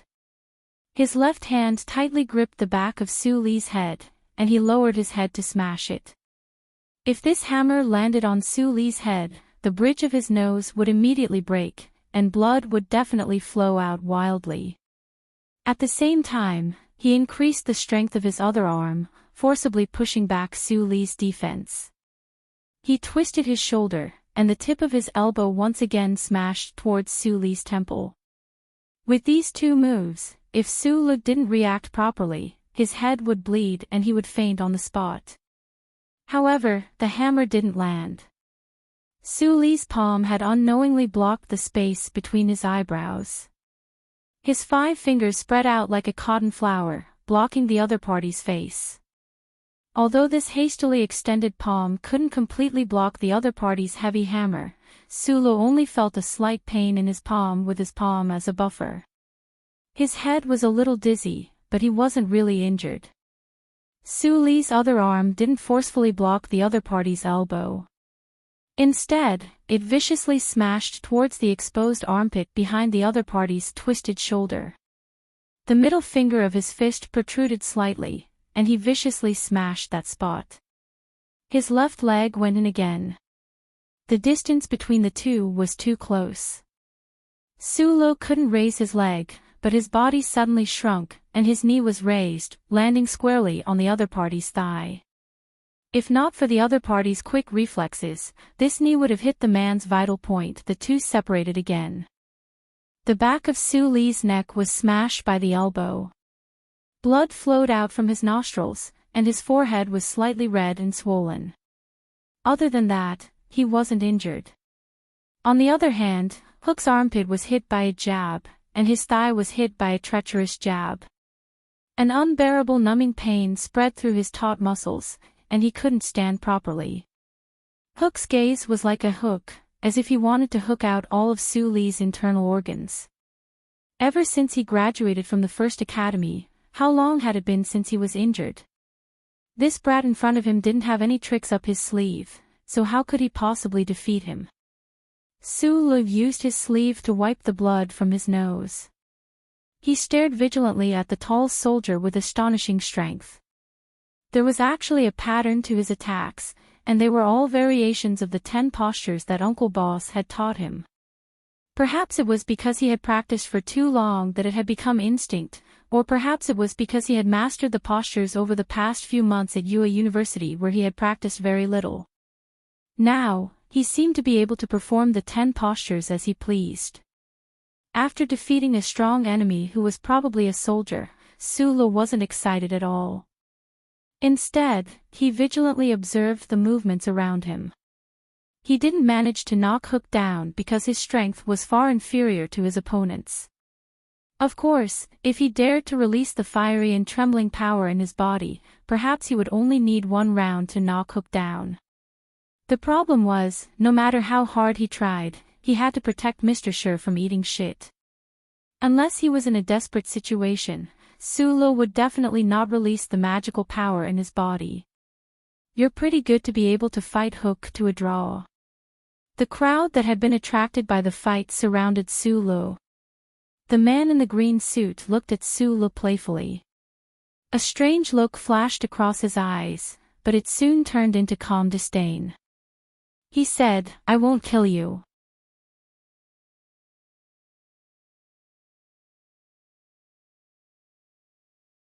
Chapter 55. At the entrance of the 13 nightclub in Linhai, a large group of people were watching the scene with different expressions. The irrelevant people had already been cleared away by the staff of the nightclub and would not affect what was happening here. You are all people of status. Su Li heard the words clearly. He looked at him and said, "Why bother arguing with people like us?" This ordinary-looking young man and the bodyguards of the siblings were at least evenly matched. Under such circumstances, the words that seemed to show weakness were naturally more powerful. The man looked at Su Li and said with a smile, "My sister wants to teach that drunkard a lesson. No one can stop her."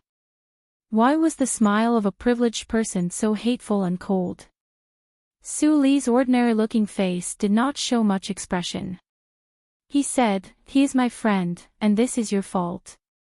If you did something wrong, you should not continue to do it." Donglin people.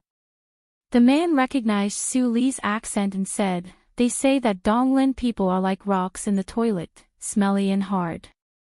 It is true. But even if you are a rock, I will crush you today."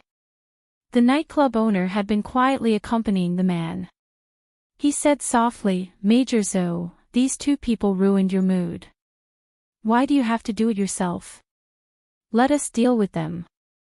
Zhou Yu, the current major of the operations department of the 3rd Military Region, was able to get such a rank at his age and sit in such a position. His family was naturally very powerful. According to reliable sources, the father of this pair of siblings should be the deputy director of the logistics department of the National Defense Department. The nightclub owner had received a hint from some people in Linhai and deliberately made friends with this young major. At this time, he carefully asked for help. He was worried that the young major would think that he was a busybody, because after all, he rarely interacted with people in that circle. The nightclub owner had never thought that the young man in front of him could fight against the siblings. So what if he could fight? Today's society relied on strength, and strength was definitely not the ability to fight. "Thank you." Zhou Yu understood the meaning of the nightclub owner's words. He gently smiled and pointed at Su Li's nose and said, "I don't want to waste too much time. Why don't you step aside? I'll treat this drunkard to shit, or you can eat it for him." I don't have the habit of eating shit. Sulu wiped the blood from his nose. Looking at the people surrounding him, he finally couldn't control the anger in his heart.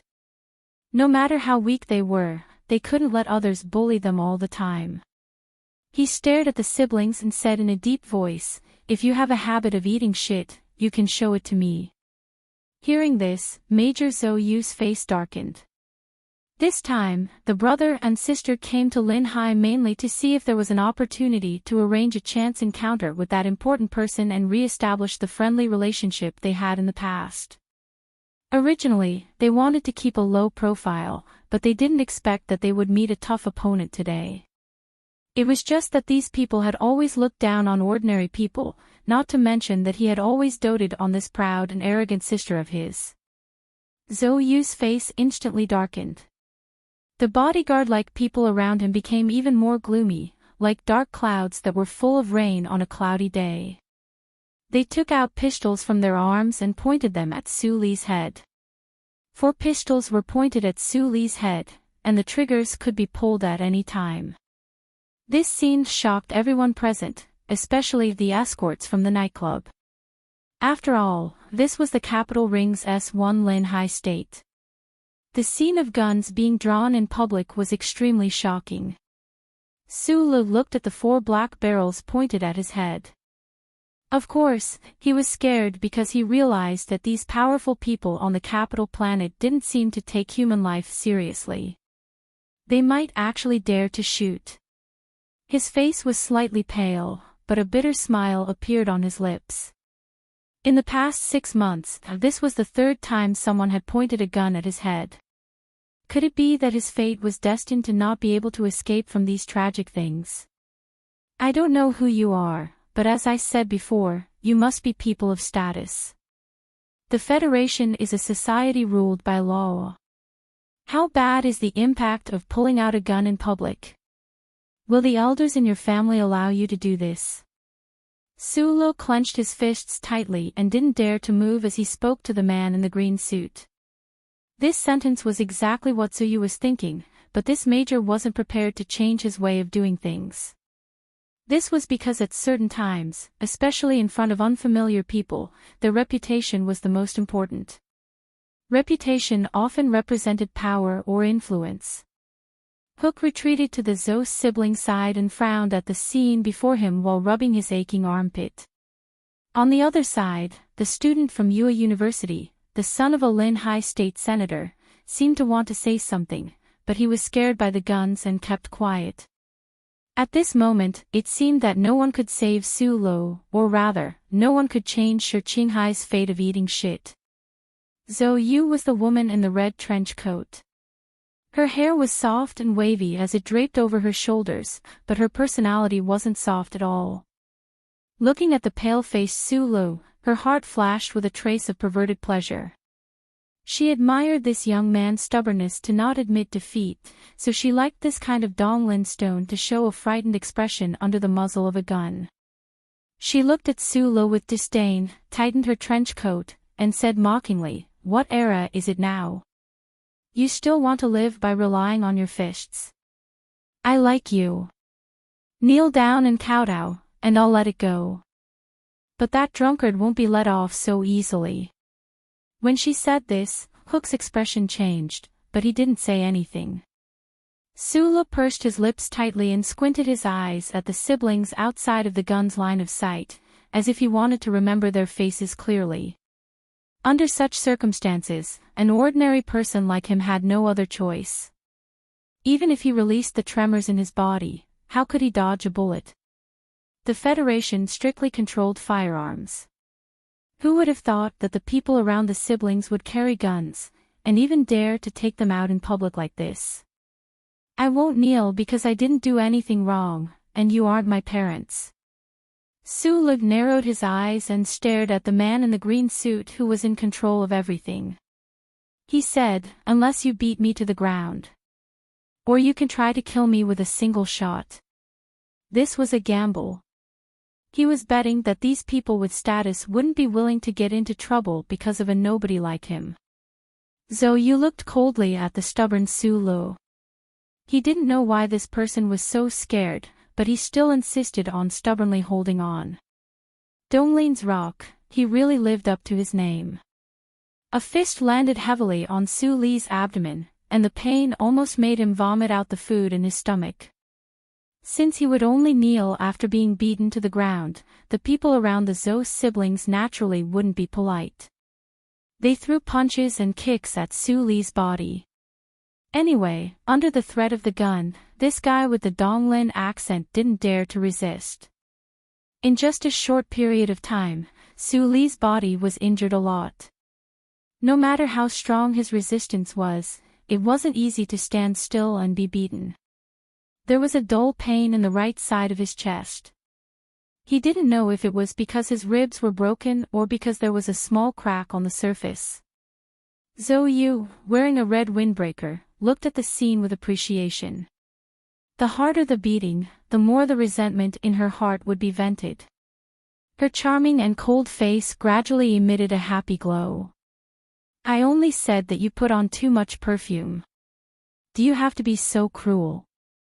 An uninvited hand rested on Miss Zhou family's shoulder and patted her face very intimately. However, it seemed to be a little too hard, leaving a red mark on her cheek. Zhou Yu screamed in shock, but didn't realize what had happened. On the other hand, the people around them, especially the soldiers she and her brother brought, reacted quickly. In the first moment, the 4 barrels that were originally pointed at Su Li changed direction and aimed at her. After Zhou Yu screamed, she immediately stopped talking and turned around. Then, she saw a face that was so beautiful that it didn't look like a man's. When these privileged people in the Federation were beating Su Li, no one noticed the mud on the ground, because the focus of the matter had already shifted. Shi Qinghai, who had drunk too much, was awakened by the cold ground, or by the pain of Su Li's fall. He staggered behind the woman in red and put his hand on her shoulder like a hooligan. There were many people watching the scene, and Zhou Yu happened to be at the edge of the crowd. No one would have thought that the drunkard on the ground would silently sneak behind her and hold her shoulder. Shi Qinghai was hugging Zhou Yu like a lover at this time, intimately and lightly patting her face. Perhaps he was still drunk, so his words were a little unclear. Damn, this little girl has a bad temper. How dare you touch my friend? One slap after another fell on Zhou Yu's face, but it fell on everyone's heart. Everyone looked at this scene dumbfoundedly, wondering how regretful this beautiful young man would be when he woke up. Zhou Yu had never felt so humiliated in her life. The increasingly heavy pats gradually developed into slaps, and the words of the man holding her, mixed with the stench of alcohol, entered her ears. Her face instantly turned red, not knowing whether it was because of Shi Qinghai's slaps or because she was angry. She looked at the bodyguards in front of her, who were pointing guns at her, and screamed, "Kill him! Kill him!"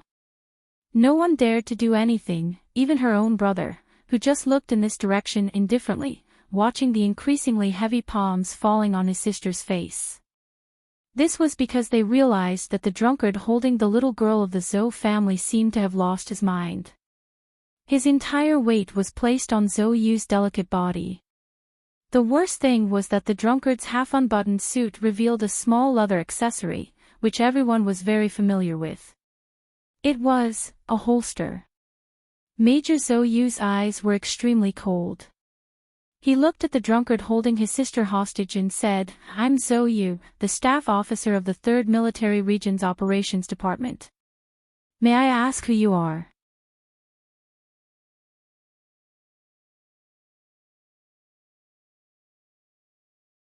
Chapter 56.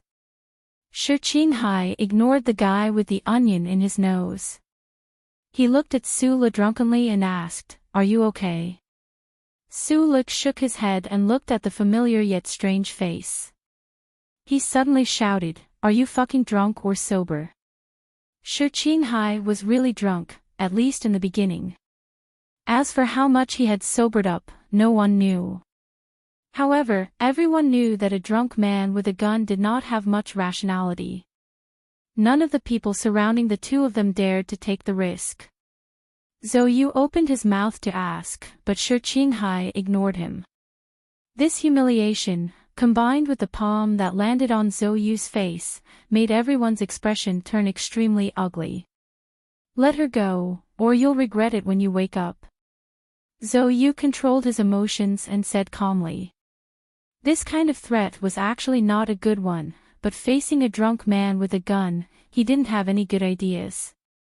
First, he had to solve the current situation and ensure his sister's safety. You want me to eat shit? You want my brother to kneel? Shi Qinghai still didn't pay attention to him. His body reeked of alcohol as he hugged the trembling red-clothed woman. He stopped slapping her cheeks and said, "You foreigners are really used to running amok. You actually came to Linhai to put on airs. I told you that you didn't want to admit defeat after using too much perfume. Except for the women in the 13 avenues who use DVC like you do, who else would use it like you do?" The 13 Avenues was a famous street for high-class prostitutes in the special administrative region of the capital. It was said that the president's aides and officials of various ministries and commissions liked to hang out there. Shi Qinghai's words were extremely vicious, comparing the Zhou family's miss to a high-class prostitute. Su Lu, who was wiping the blood, only noticed that Shi Qinghai had changed from calling him a friend to a brother. His arms slightly stiffened. "Tell me your name. It's not good to bully a woman." Zhou Yu's eyes twitched, but he still said calmly, "You have to solve this problem. If you let the government handle it, I believe you'll suffer more. All my life, I only know how to bully women." After drinking, Shi Qinghai was even more like a hooligan than usual. He stretched his neck and rolled his eyes, as if it was the first time he heard that person speak. He immediately spat. "What? Are you going to bite me?" Zhou Yu was so angry that he laughed and praised, "Very good, very good." At this moment, Hook, who had been silent all this while, suddenly spoke. "You're Shi Qinghai. He's one rank lower than me, but he was a famous figure in the academy back then. Everyone, from the principal to the teachers, liked him very much. Now that he had graduated so many years ago, he should be doing well in Linhai. As for which bureau, I'm not too sure." Hook recognized Shi Qinghai, who had graduated from the same school as Zhou Yu. He whispered in Zhou Yu's ear, "When we were in school, no one was willing to provoke him. No matter if it was in terms of fighting, marksmanship, or mental strength, not many people were his match. Fortunately, this person doesn't have any background, so he won't cause too much trouble." Hearing this, Zhou Yu calmed down. He looked coldly at Shi Qinghai, who was behind his sister, and had a score in his heart. A top student from the academy, no matter how drunk he was still rational. This made his biggest worry disappear. He looked at Shi Qinghai and smiled. "Let go. I'll count to 3. If you don't, my people will shoot. Maybe they won't shoot you, but maybe they'll shoot your stone-like friend, brother. Well, I'm sure the brother you're talking about won't be so cheap. Besides, I believe in your judgment after you're drunk. You should be able to guess who we are, and you should know our abilities. Hurting us is something you don't dare to do, because you know how terrible the consequences will be." After saying this, Major Zhou Yu saw the worry in Shi Qinghai's blurred eyes. He knew that he had made the right bet. No matter how drunk this drunkard was, he still had some rationality. "I'm Shi Qinghai, the head of Section 4 of the Linhai Field Office of the Federation's Investigation Bureau." Shi Qinghai's voice was dry because of the alcohol. He stared at the man and a work permit appeared in his hand next to the woman's cheek like magic. Major Zhou Yu smiled even more happily. First of all, his opponent was gradually sobering up. More importantly, he was just a small head of the Federation's Investigation Bureau, so he had no reason to back down. At this time, he ignored the previous humiliation and counted with a smile, 1, 2. After sobering up, Mr. Sher naturally didn't dare to take out his gun and kill the brother and sister. Even though he was an official of the Federation's Investigation Bureau, he was still not strong enough to face these privileged people. In front of him, there seemed to be no other way but to let go of the woman in his arms. At the entrance of the 13 nightclub, everyone was waiting for this beautiful young official to surrender, except for Su Lu, who was on the other side. The response to these confident people was the sound of a gunshot. The gunshot was just before Major Zhou said the last 3 words. No one saw how the standard police gun in the holster of his suit appeared in Shi Qinghai's hand. His hand holding the gun seemed to be trembling. Under the muzzle of the gun, a military bodyguard of the Zhou family was shot in the thigh and fell to the ground. Did this person shoot? Everyone couldn't believe their eyes. They knew that the other party was a person with a very strong background, but this small head of the Federation's Investigation Bureau actually shot first. And he shot so decisively, leaving no way out, showing his tyranny and arrogance. The scene was in chaos. The other 3 military bodyguards with guns were shocked. They wanted to shoot back, but they were afraid that their young lady would be hurt. In this panic, Shi Qinghai took back his hand holding the gun and put it on Zhou Yu's shoulder. He tilted his head and looked at Major Zhou Yu's face with great interest. At this time, the young lady of the Zhou family was so scared that she didn't dare to open her mouth or move. Only Shi Qinghai's hoarse voice could be heard. Do you need to count when you shoot? Do you think you're setting off firecrackers in the snow? Shi Qinghai looked at the major's face and said sarcastically, I admire you. I've told you that I'm an official of the Federation's Investigation Bureau, and I even showed you my ID. How dare you point your gun at me? Assaulting a police officer. What is this if not assaulting a police officer? Harsh words seemed to come out of his mouth endlessly. The siren of a police car came from the distance. Major Zhou stared into his eyes and said, You shot an active duty soldier on the street. You're going to jail. I didn't see any active duty soldier. At this time, Shi Qinghai had sobered up a lot. He looked at the other person and said with a hiccup, You call yourself the staff officer of the operations department of the 3rd Military Region, but you're too, hiccup, pig head. You didn't even show your ID. I can't find the camera in Chang San-er's room. But maybe you don't know that there are 17 cameras in our field office. As long as you don't kill me tonight, I can find them. The Federation's electronic surveillance network was divided into 3 levels. The top level was the central charter, which was responsible for collecting signals from human chips, and the rest of the cameras belonged to different government departments. Chang San-er, who Shi Qinghai was talking about, was the boss behind the 13 nightclub. He saw that Zhou Yu seemed to be kind, but in fact, he was extremely mean, so he reminded him. Zhou Yu's face was very dark. He didn't expect to encounter such a difficult person and be humiliated like this in Linhai. Now the situation had been completely reversed. Since the other person dared to shoot, what could he do? The other person's cold-bloodedness and decisiveness when shooting made him realize that this person was not easy to deal with. He took a deep breath, looked at the unfamiliar night sky of Linhai, and then stared at Shi Qinghai and said word by word, I can assure you that you're finished. Finished is a matter for the future. At least I'm satisfied tonight. Shi Qinghai tilted his head and found Su Lu. He shouted, Hey, why are you still standing there?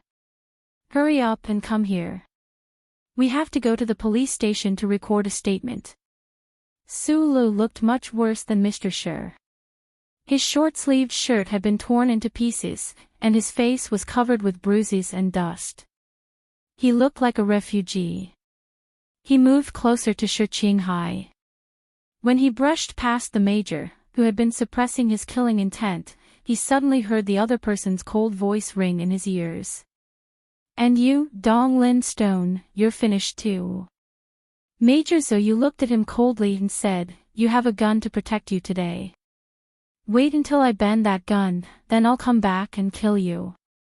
I want to know who else can help you." Sulu didn't look at him at all. He just lowered his head and wiped his sweat and blood as he walked over. When he heard this cold and disdainful threat, he suddenly felt a pain in his bones. It seemed that his ribs had been cracked earlier. The pain made him extremely angry, and he successfully changed from a country bumpkin pretending to be autistic to an angry bull that had barged into the city.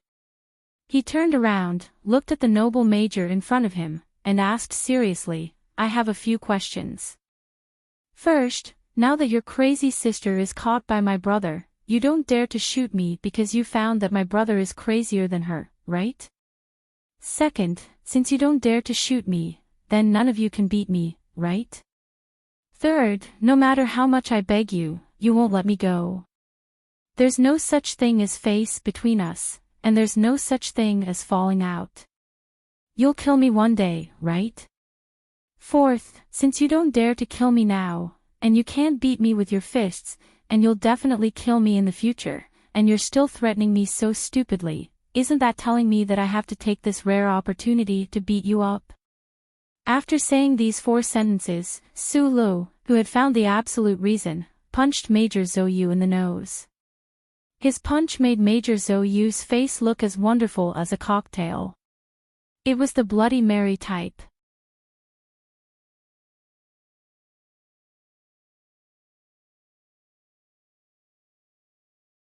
Chapter 57. The Linhai Police Headquarters Temporary Detention Center was set up in the police headquarters building. Chip scans, electronic keys, internal fingerprint verification, and layers upon layers of protective measures made the building seem particularly secure. Anyone who had any ideas about the building would lose their ideas as soon as they entered the building.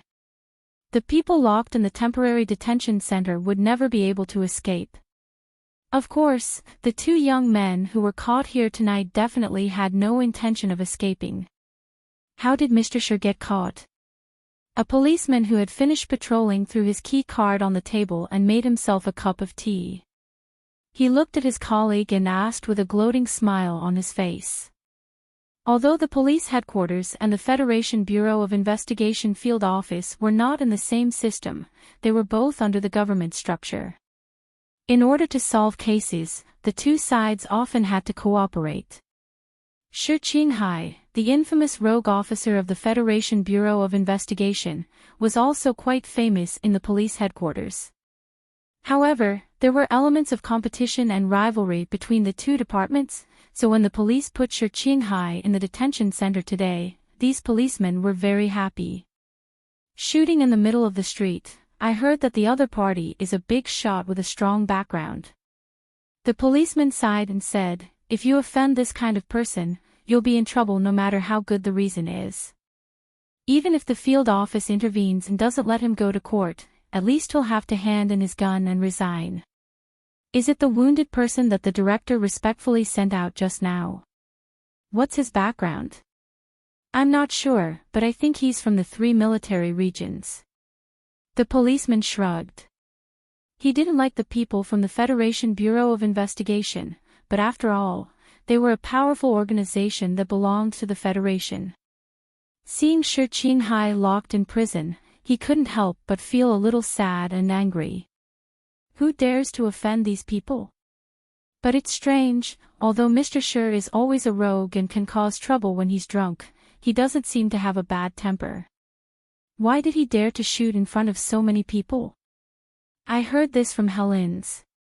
He was probably influenced by his partner's bad temper and couldn't control himself after drinking. Another person came up to him and exclaimed, "It's the one who was locked up with Mr. Shi. He looks like an honest young man, but no one expected him to be so ruthless. Do you know? The 3rd Precinct's rapid response vehicle has already arrived at the scene. Mr. Shi is pointing his gun at the young lady. That seemingly honest young man actually beat up the people over there one by one. He's so ruthless. Beat him up in front of the police. How violent. The policeman shook his head. After drinking 24 times, I realized that I've been influenced by you too much. I've talked too much, and my temper has become irritable. Inside the cold iron fence, Sulu leaned against the fully sculpted wall and stared blankly at the ceiling. He sighed. It had been 4 hours since he and Shi Qinghai had been arrested by the police. Outside the window, he could vaguely see the light of dawn. However, no one had come to ask for any evidence. All these signs made him a little worried, and his eyes were a little blurred. He didn't know if it was because of Shi Qinghai's status as an official of the Federation's investigation bureau, but only the two of them were locked up in this temporary detention room. Shi Qinghai, who reeked of alcohol, leaned against the narrow single bed.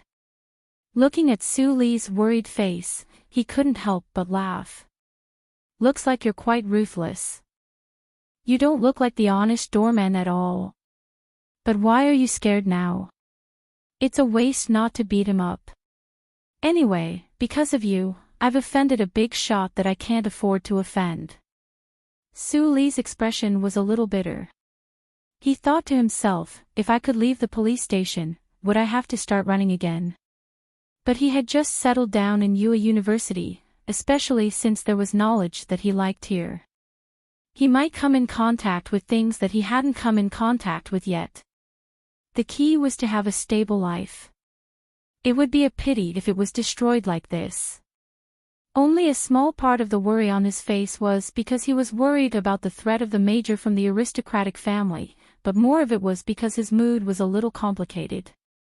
Sulu lowered his head and gently rubbed the metal bracelet on his left wrist. Thinking about the chips inside, his mood gradually calmed down. At worst, he could just change his identity. The Federation was so big, there was nowhere he couldn't settle down. Don't worry about anything. Believe me, by tomorrow morning at the latest, no, it should be 8:00 today. The two of us can walk out of the police station openly. Shi Qinghai saw the worry between his eyebrows. He laughed and said in a hoarse voice, "Don't listen to that brat's bragging. Although the Federation government is like a pile of shit, it's not real shit. It's a society ruled by law. All the evidence is biased towards us. What can they do? If the people of the 3 military regions want to stretch their hands into Linhai, it won't be that convenient. If they walk in the open, they'll be more worried than us. After all, their identities are different.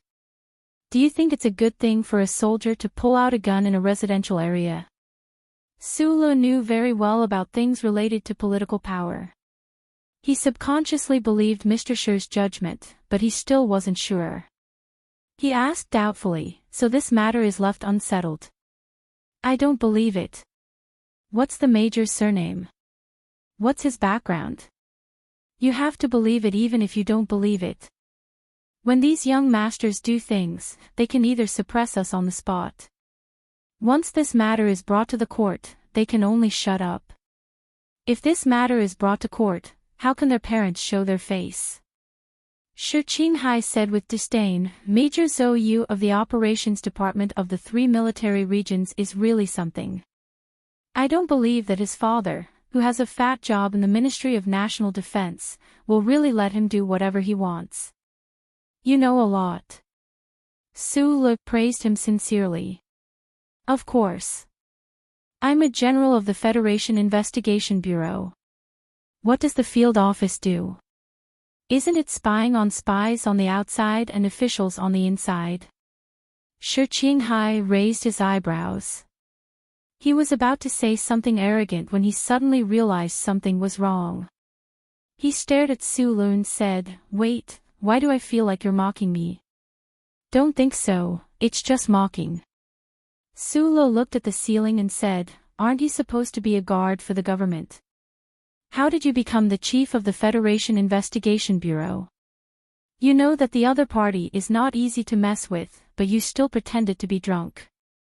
No, you have to listen to my explanation. The Federation Investigation Bureau is supposed to be a guard for the government. It's not much different from your job with no future. As for pretending to be drunk, your words hurt our relationship. Shi Qinghai said very seriously, I don't want to find out anything about you. Even if I wanted to test you, I wouldn't use this pair of bastard siblings as my arrows. I don't have any secrets. Su Lu finally got angry. After drinking for dozens of days and working with an outsider under the breath of life and death, he and Shi Qinghai couldn't not be close. However, Shi Qinghai always looked at him mysteriously every time, and he was a little sensitive to the meaning hidden in his eyes. Nonsense. You're just a squat soldier, how could you beat up an expert from the military security office? Don't forget, that person is my senior, a graduate of the first military academy. Shi Qinghai looked at him mockingly and waved his hand. If you say you don't have any secrets, I won't believe it even if you kill me. But I'm too lazy to care. Today, I fired a shot in order to protect you. Even if the other party wants to deal with it secretly and not openly, I reckon I won't be able to keep my job. Brat, you don't feel sorry for me and tell me a good story. That's another matter. Su Lu stared at him angrily and said, You have to understand. That crazy woman wanted to feed you shit, so I stopped her. How come I owe you a favor in the end? Besides, what does it have to do with me if you lose your job? Do you want me to introduce you to an hourly guard job? Shi Qinghai laughed and suddenly looked at him seriously. I know you're good at fighting, but the problem is that Zhou knows it too. Although this pair of brother and sister are not very powerful, they're more than enough to take care of us. On the surface, that narrow-minded major will definitely cover up what happened last night, but secretly, he won't let us go. I'm sure I'll be kicked out of the investigation bureau, and they won't let you go. Especially, that stupid woman. Shi Qinghai sat up, shook his head and said, I did drag you down this time. You have to be more careful in the future. Speaking of which, although that stupid woman is tasteless, her white legs are quite tasty. Su Lu was still very serious at the beginning, but when he heard Mr. Shi's boring words, he couldn't help but sigh. He shook his head and said, It's my bad luck to have met a jinx like you. I've thought about it. If those people really want to deal with me, I can't do anything about it. I'll just hide far away. Don't think too much about it. Just stay in school. The government is very strict with the university town, especially with the recent spread of Carlinism. No one dares to provoke those aggressive students at this time. Although you're a gatekeeper and auditing student, if you hide in Yue University, no matter how powerful you are, you can only wait outside for the time being. How powerful is the Zhou family? Su Lu had to figure out how powerful the people who wanted to kill him were. Suddenly, he thought of a little girl's clean face and asked curiously, 7 big families. 7 big families. Shi Qinghai lay down, crossed his legs, and said mockingly, Why would that kind of people go to a place like 13? Why would they let people see how powerful they are? Only upstarts like the Zhou family would get involved with 2 hooligans like us. They don't think it's embarrassing. I'm not a hooligan, you are. Su Lu felt that talking was too tiring. He turned over and faced the wall, smelling the faint smell of plastic. He closed his eyes to rest and think about the future. Looking at his bruised back, Shi Qinghai's peach blossom eyes flashed with sincerity and a bitter smile appeared at the corner of his mouth. Today's development was a little out of his plan. Maybe he subconsciously wanted to test Su Lu, but he really didn't expect that Su Lu would dare to go against those people for him, and even risk exposing his secret. Until now, he still didn't know Su Li's secret, but he knew what his decision at that moment meant. It was also from that moment on that Mr. Shi felt that Su Lu could really be a good friend. Thank you, Shi Qinghai said in a very low voice. You're welcome. It's what I should do. Su Lu didn't turn his head and said, If it was some other innocent bystander who was dragged to eat shit, I wouldn't care, so you don't have to thank me. Shi Qinghai smiled and said, I understand. The 3 young men who serve the citizens promoted by the president's office are you. But you really won't tell me about your adventures.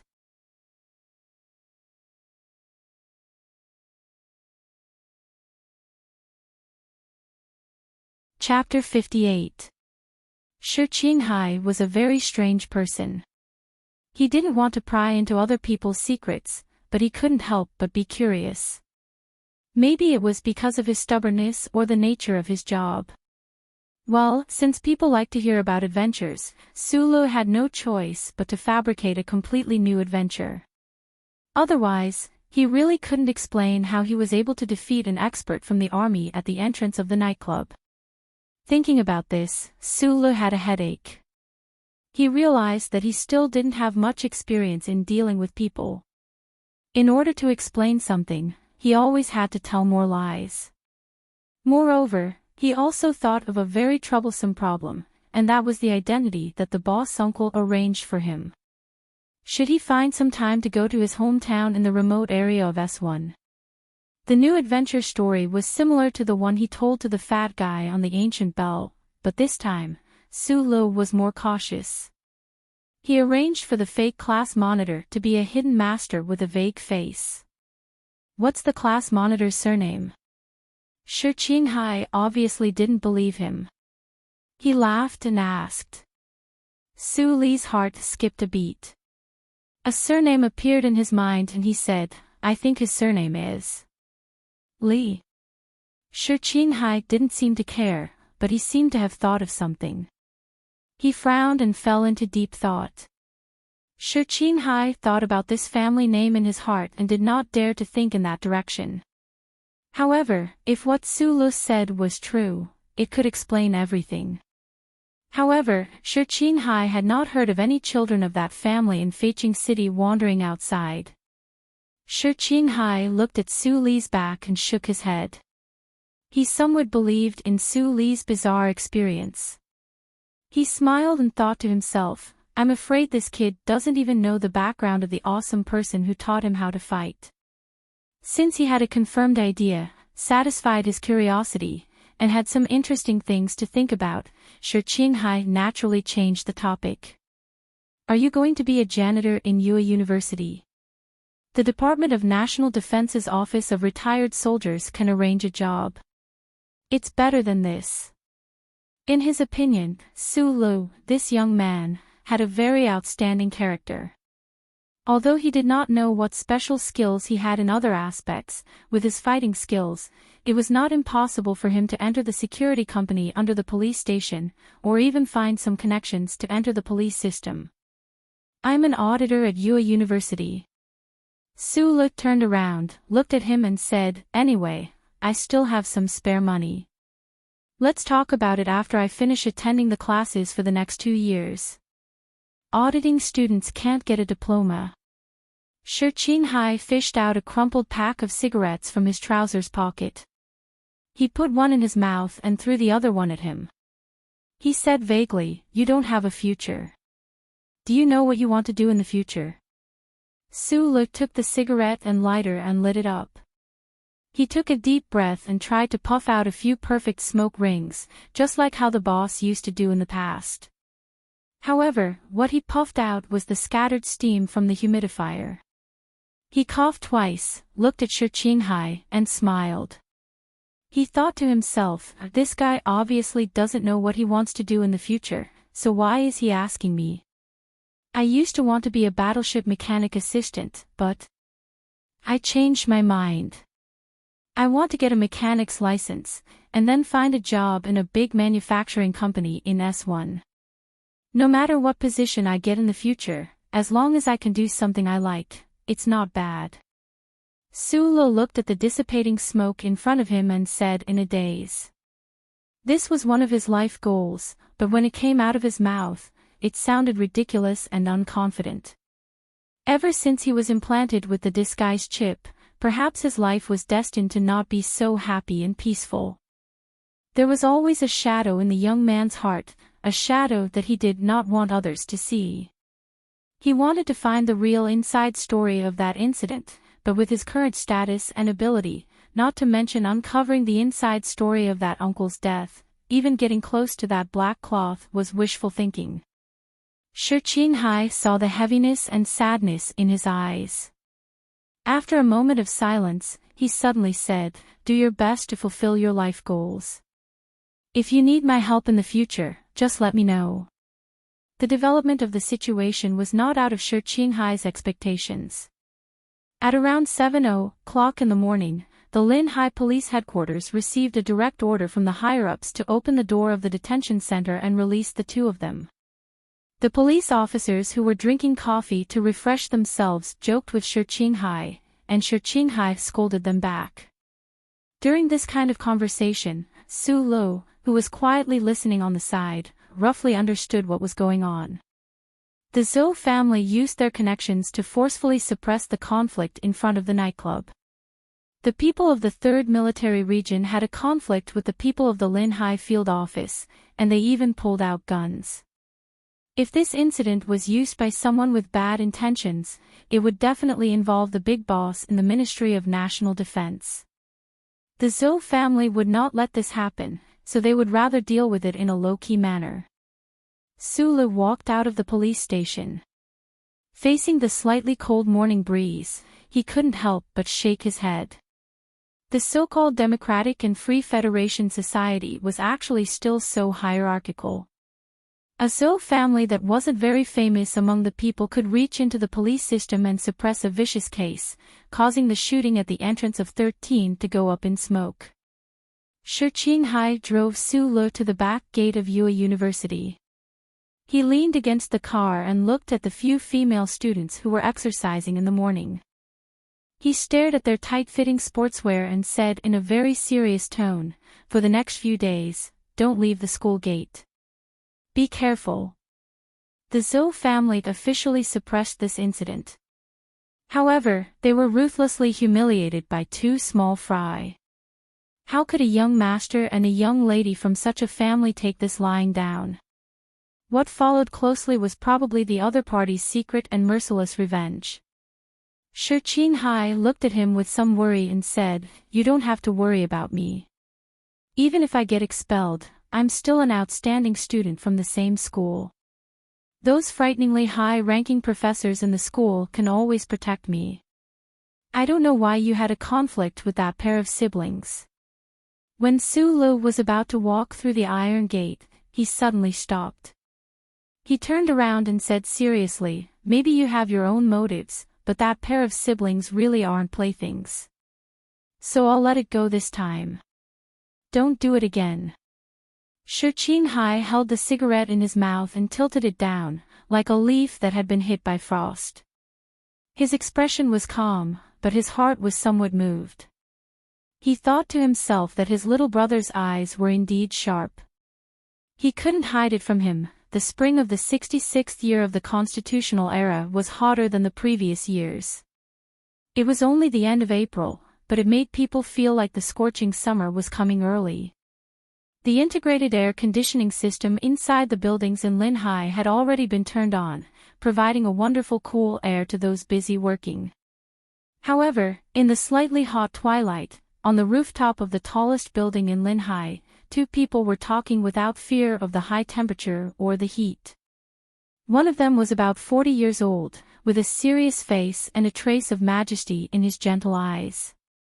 The other person was sour and had a trace of residual alcohol smell. His wrinkled suit was even more annoying than the wrinkled cigarette in his mouth. The 005 series of electronic spy satellites from A to Z are constantly moving in the space 588 kilometers above our heads. Don't you think it's a bit stupid to always let me meet you in this place? The rooftop is indeed high. It's a 40-story building, so I'm not afraid of people seeing my face with binoculars. But the problem is, do you know how hot it is here? How cold is the winter? You don't allow me to take the elevator. How tiring is it to climb up the stairs? And how uncreative is this kind of meeting place?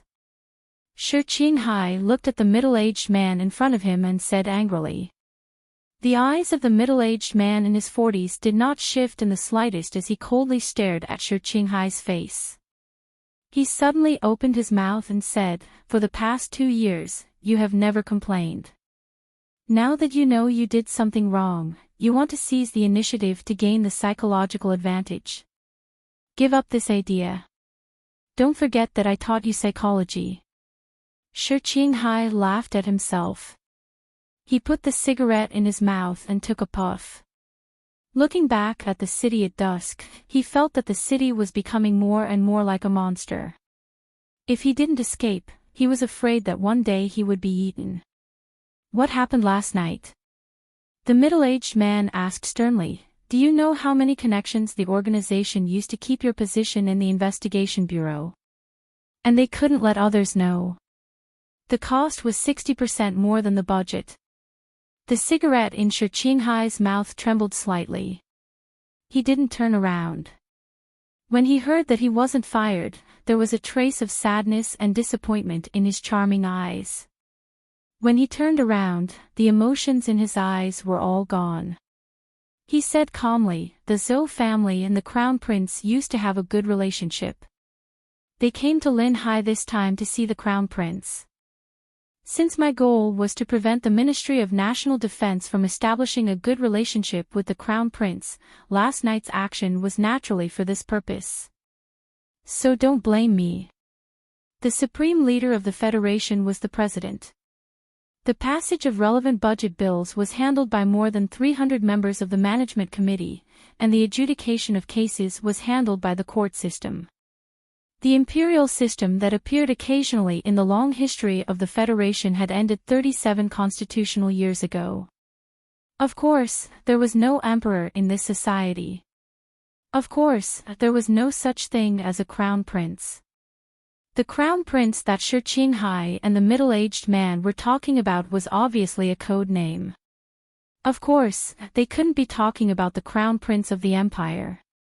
It was said that the current emperor of the distant interstellar empire only had one daughter. But, what kind of person could make the Zhou family travel thousands of miles to Linhai just to see him? What kind of person could be called the crown prince by Shi Qinghai? The middle-aged man lowered his head and thought for a moment. He seemed to accept Shi Qinghai's explanation. Suddenly, he said, "Who is that guy called Su Lo? What's your purpose for getting close to him? Do you need to put it on record?" Shi Qinghai frowned slightly and spat out the cigarette in his mouth. The red butt of the cigarette splashed out sparks on the ground. He narrowed his eyes and looked at the middle-aged man. He said seriously, "That's my personal friend. I'm warning you." Shi Qinghai's warning seemed to have worked. The middle-aged man didn't continue to ask this question, but his tone became very strict. "Many years ago, when you were willing to join this great cause, you had already made a promise. You don't have the right to have friends, and you can't have friends. At that time, I didn't understand friendship." Shi Qinghai didn't care about him and answered indifferently. The middle-aged man looked at him quietly. Suddenly, he asked, "When you opened fire last night, did you want to quit the Federation Investigation Bureau? I know you've been working hard these past few years, and you've been passively resisting the orders of the organization for the past 2 years. But don't forget, the future of the Federation requires you young people to fight and work hard for it." Shi Qinghai was silent for a long time. Then, he said in a low voice, "Yes, Director."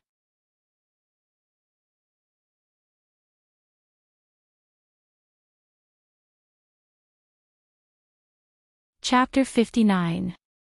The middle-aged man, who Shi Qinghai addressed as the director, said after a moment of silence, "Your judgment of the situation is correct.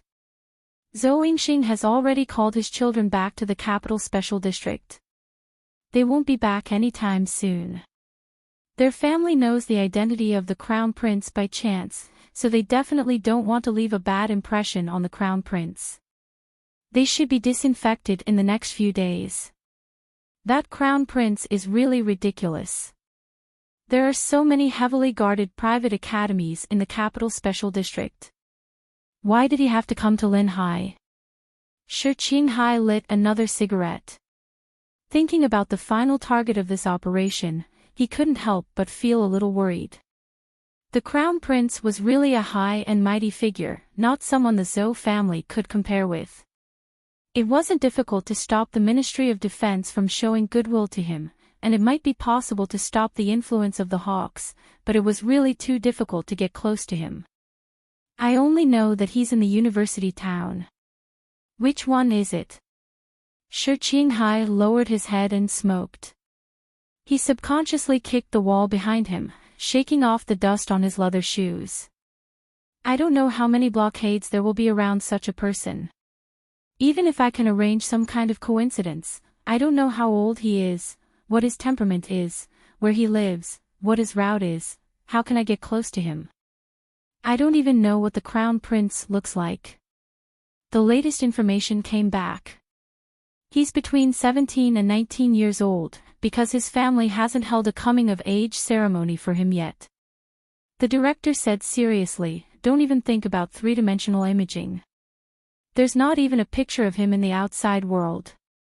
At most, there's a portrait that can be taken orally, but it's very distorted. So whether you can find him, get close to him, and gain his favor all depends on your personal ability. Shi Qinghai spat a mouthful of saliva on the ground. He felt a chill in his chest. The conflict with the Zhou family last night was indeed deliberately provoked by him. It wasn't difficult to find out the personality of the woman named Zhou Yu and her preference for DVC perfume. The reason why he brought Su Lu along was that he wanted to do a better job. He was prepared to save Su Lu during the conflict. This was more in line with the characteristics of his character that he left in the investigation bureau and the organization. Only then could he hide his true thoughts. He was very tired. For the past 2 years, he had been playing the role of a playboy. No, a real playboy. He did not want to be promoted in the investigation bureau because it was very difficult for him to be caught in this gap. He wanted to take this opportunity to be directly fired by the investigation bureau of the Federation. This way, he believed that the organization would not value him as much as before. Perhaps he would be able to have a more free life. However, he did not expect that Su Lu, that brat, would actually take the initiative to stand up for him. Moreover, he had an ability that was beyond his imagination. He did not expect that the organization would value him so much that they would not hesitate to mobilize the hidden forces in the government to fight against the Zhou family and protect his position. Shi Qinghai held the cigarette butt between his middle finger and index finger and fell into silence. He knew that he had to complete this mission. However, the target that had never appeared in the public eye was really not easy to approach. We all know that it is very difficult. The senator also knows that. He even said that there is no way to get in touch with him. The middle-aged director looked at him and said gently, "But as long as there is a glimmer of hope, you have to fight for it. I know that I am not qualified to know what kind of role this prince is, but I really don't understand. After all, the Federation is an election-based society. How can one person have such a strong influence? Election. The Federation has held countless elections over the years. However, in the eyes of the people who really know the inside story, the results of each election have long been predetermined." The middle-aged director's eyes flashed with deep disappointment towards the Federation's political environment. Next year, there will be another presidential election. What do you think? The current president is a muddle-headed person. I hope the next one will be better. Shi Qinghai shrugged. I never vote, but I may vote for Mr. Pabre next year. It is not certain whether Pabre will participate in the election. The middle-aged director was obviously not surprised by Shi Qinghai's choice. This was because people like him had a good impression of this lawyer who had been born in the lower class of society. He said slightly worriedly, even if he participates in the election, so what? If those families don't recognize him, the financial groups under their control, the politicians, the media, and the omnipresent influence will be enough to knock him down in the primary election. If Paubrey wins the respect and recognition of those families, then he will have to make concessions in terms of his political program. If so, will Paubrey still be the current Paubrey? Shi Qinghai did not speak. He knew what his boss said was true, but he still wanted to keep his naive thoughts. He hoped that after Mr. Paubrey became the president, he would still dare to face the injustice of society head-on, and use a firm and gentle attitude to firmly carry out reforms. Mr. Paubrey obtained his Federation lawyer's license from Donglin. Shi Qinghai suddenly said, "The people I know from Donglin are as stubborn as rocks. I believe he is the same."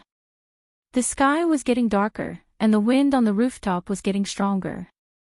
The night breeze at the end of April finally dispelled the heat of the day. Shi Qinghai buttoned up his suit and said goodbye to the middle-aged man. For people like them, such a long chat was an extremely luxurious thing, even if it was about politics. "When you have the chance, get me some wild rabbit meat. I won't count on you for something as good as wild beef." Shi Qinghai flicked the cigarette butt to the corner of the wall and left without looking back. He waved his hand and said, "After all, you are the director of HTD, aren't you?"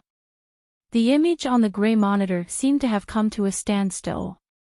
For a long time, no one passed by, and there was no movement. If it weren't for the pear trees swaying in the spring breeze, people would have suspected that the monitor was broken. Sulu sat in the bungalow next to the iron gate. He glanced at the monitor from the corner of his eyes, and then looked through the large transparent glass at the quiet street outside the university. He didn't see anyone suspicious, so he was slightly relieved. It seemed that the revenge of those big shots would not come so soon. When he returned to UA University in the morning, Sulu deliberately strolled around the four most famous fountains on campus. He listened to the speeches and slogans, and confirmed that Shi Qinghai was right. Although not many students were attracted by the speeches and were still focused on their homework, the atmosphere in the university was still a little tense. Sulu listened for a long time with curiosity. Only then did he find out that the annual George Carlin Day was coming. The Education Department of the Federation government and the Investigation Department of the Federation were very vigilant, afraid that some kind of spark would burn into the university. Under such circumstances, no matter how arrogant the Zhou family siblings were, they wouldn't have the guts to barge into UA University to deal with him. Otherwise, if they caused some kind of trouble, no one would be able to bear the consequences. Sulu had no interest in politics. After searching the internet, he had a preliminary understanding of the somewhat familiar name George Carlin. This person named George Carlin was once a genius professor at the Capital University of the Federation. He was also one of the youngest professors in recorded history. His field of expertise was political history. This somewhat awkward name was actually a study of the different political forms that had appeared in history. George Carlin was never a radical scholar in front of the public. In his works, even anarchism and absolute liberalism were rarely seen.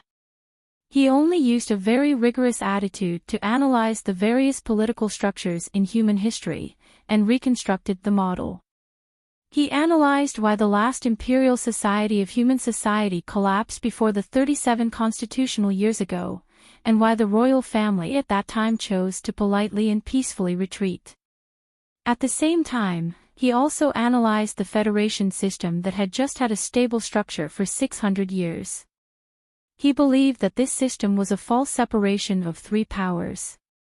In a situation where information couldn't be completely shared, the possession of information was an extremely unfair distribution of production resources. This would lead to the unfair distribution of social resources, and then a series of social problems. George Carlin pointed out that the legendary 7 great families were abnormal existences under this system. The objective was purely academic research. When the research of history was gradually extended to the research of reality, it was easy for problems to arise. Perhaps George Carlin himself did not realize that the theories he put forward, especially the detailed material analysis and data calculation, gave those who were dissatisfied with the status quo a powerful weapon. From the memories of some of the later generations, this person named George Carlin was just a very simple scholar. In the beginning, his name was only respected in the academic circle. Ordinary citizens of the Federation weren't willing to look at those incomparably boring lists of numbers. They only wanted to see the conclusion. Therefore, George Carlin's influence wasn't displayed much. The Federation still peacefully and naturally allowed him to publish his academic works. However, all of this changed in the 36th constitutional year, because on the 19th of May of that year, George Carlin was invited to attend a meeting of a certain government department. Midway, he mysteriously disappeared, and since then, no trace of him could be found. George Carlin disappeared for 30 years. Gradually, some people took notice of his works, and even more so of his mysterious disappearance. A story with a hint of conspiracy was enough to attract the attention of countless ordinary people. This was especially so for the anti-government side, who had just disbanded their army and given up on violent resistance. They seized this opportunity and adopted George Carlin's theory as their political program. Under the slogan of eliminating the injustice of the Federation society, demanding greater transparency, and investigating the insider trading of the 7 great families, they participated in the parliamentary election of the administrative planet S2. From then on, George Carlin was given more color. The pioneer who exposed the dark secrets of the Federation, the courageous scholar, and the like were unknown. Every year, the 19th of May was designated as George Carlin Day. What was absurd was that this bill was actually proposed and passed by the members of the Federation Management Committee. The members of the Federation claimed that they were all believers of George Carlin, while the anti-government members were just scum who used George Carlin's theory. The members insisted that they had nothing to do with the 7 great families. As a result, the citizens of the Federation were somewhat dumbfounded. Could it be that the 7 great families didn't exist in the first place? This person who was revered as St. George was really pitiful. Perhaps he was just too lost in thought and drove into the river. He was just an honest scholar, so how did he end up like this? Sue Lee's gaze moved to the bottom of the screen. He wasn't interested in politics, and he didn't have a trace of goodwill toward the Federation government. As a result, he actually felt some sympathy for George Carlin. He suddenly noticed an interesting anecdote about George Carlin. He couldn't help but widen his eyes. Why was this argument so familiar?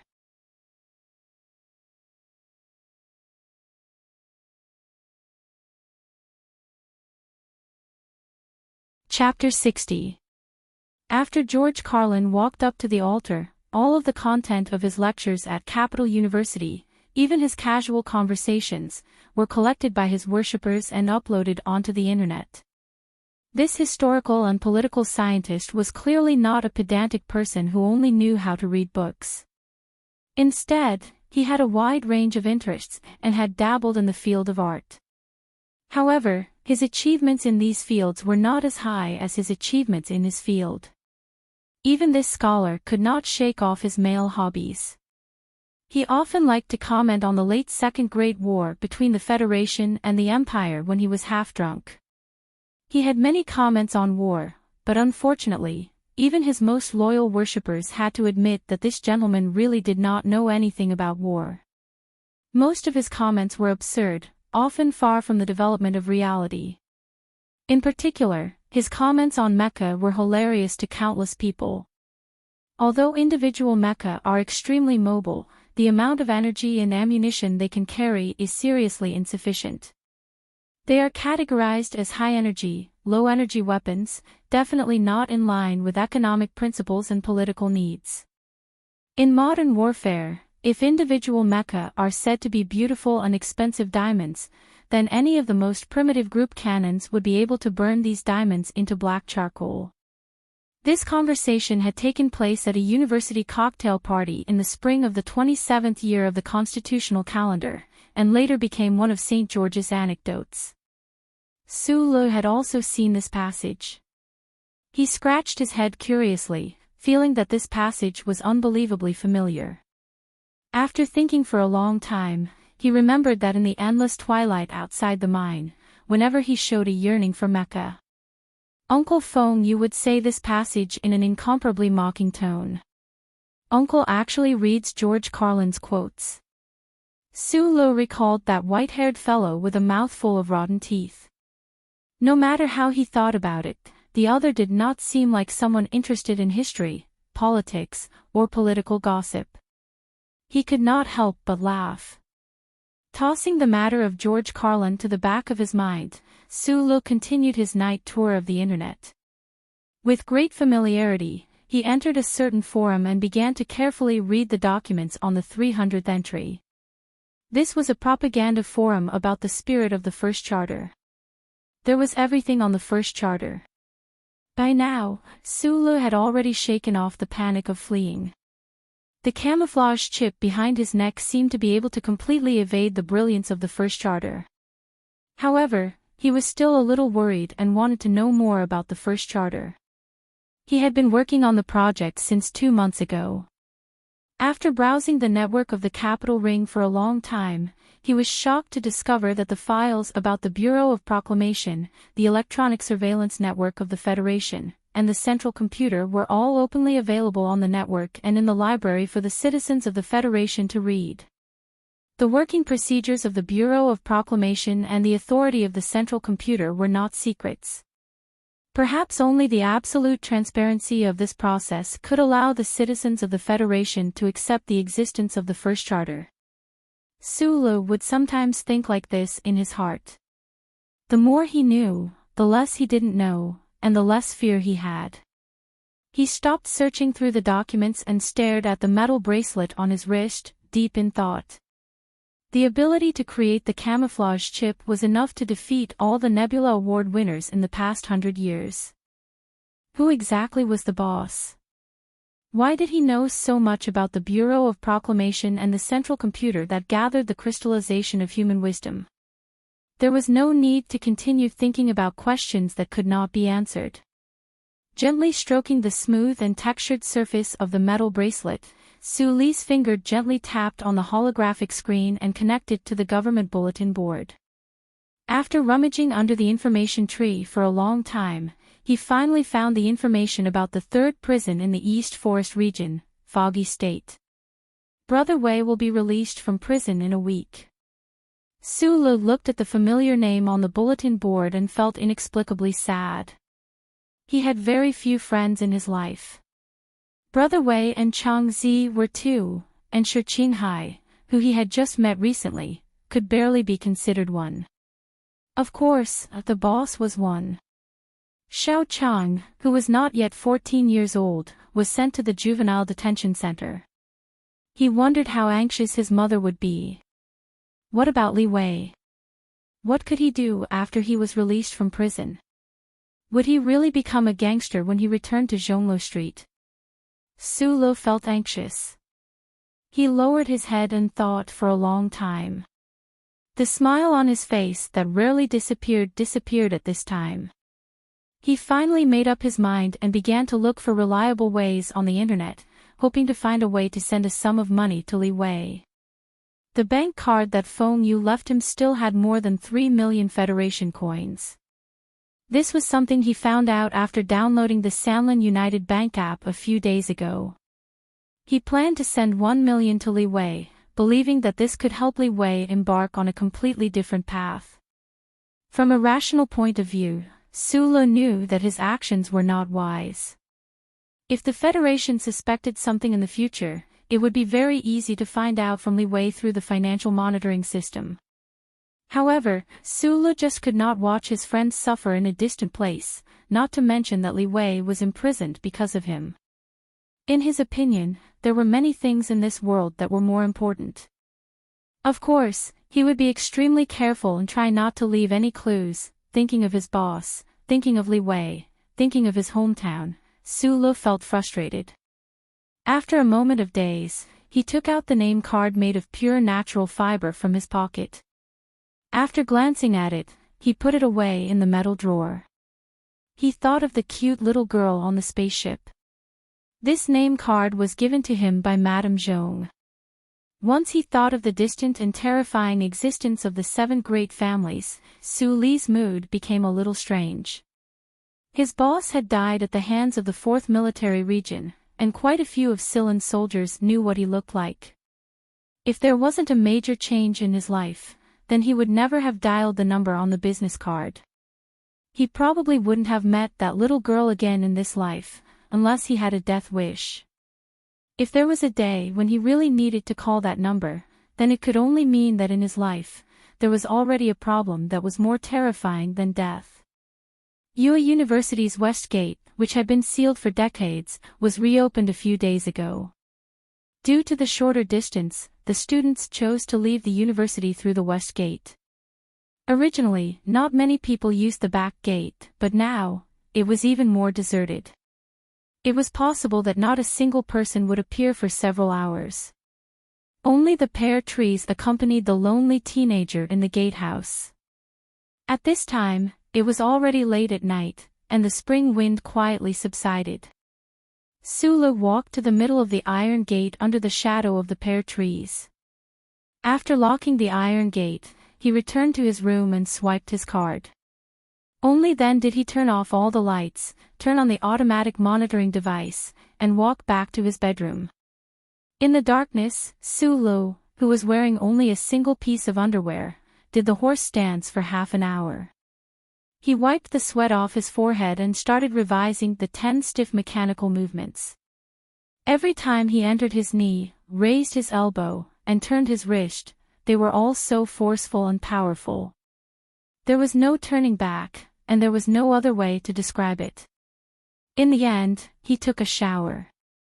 Facing the mirror, he used a small knife to scrape between his eyebrows for a long time. Only then did he carry his aching and tired body to bed and fall into a deep sleep. In his sleep, in the darkness, he did not notice that there was an extremely difficult to detect wave on his naked body.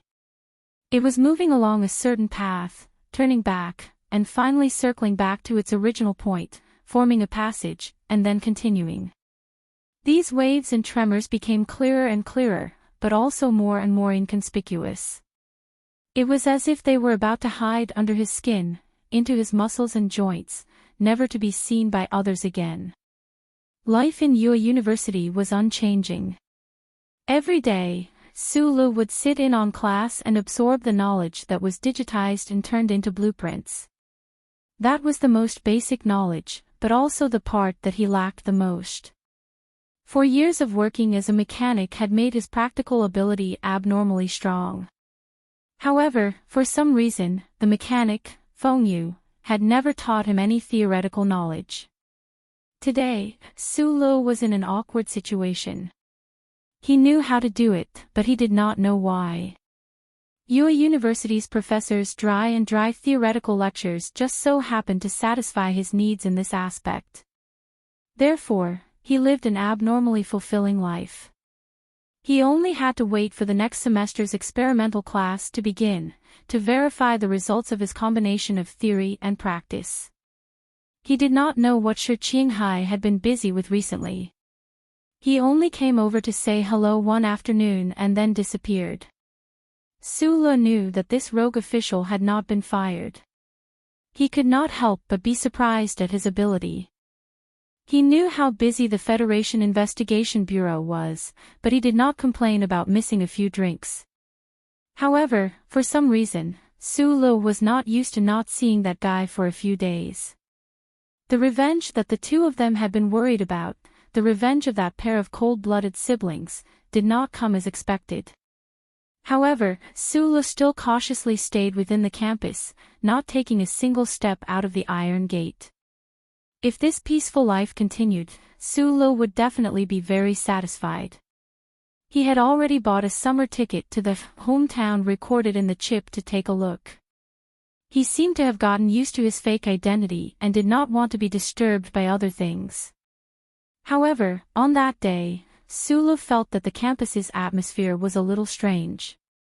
The students walking between the school's experimental building and the dormitory had a normal expression, but Sulu felt that something was about to happen. Perhaps it was because the principal suddenly appeared in the deserted back door to talk to him. Sulu lowered his head and tried his best to remain calm. Although Yue University was not famous, it seemed to have a high position within the government. This seemingly ordinary principal's position was definitely not low. Why would such a person specifically come to the front door to talk to him? At this time, Sulu had already forgotten about the recommendation letter. He could only guess that the principal had come to the back door to investigate something. However, why did he not discover anything? He subconsciously looked out of the window.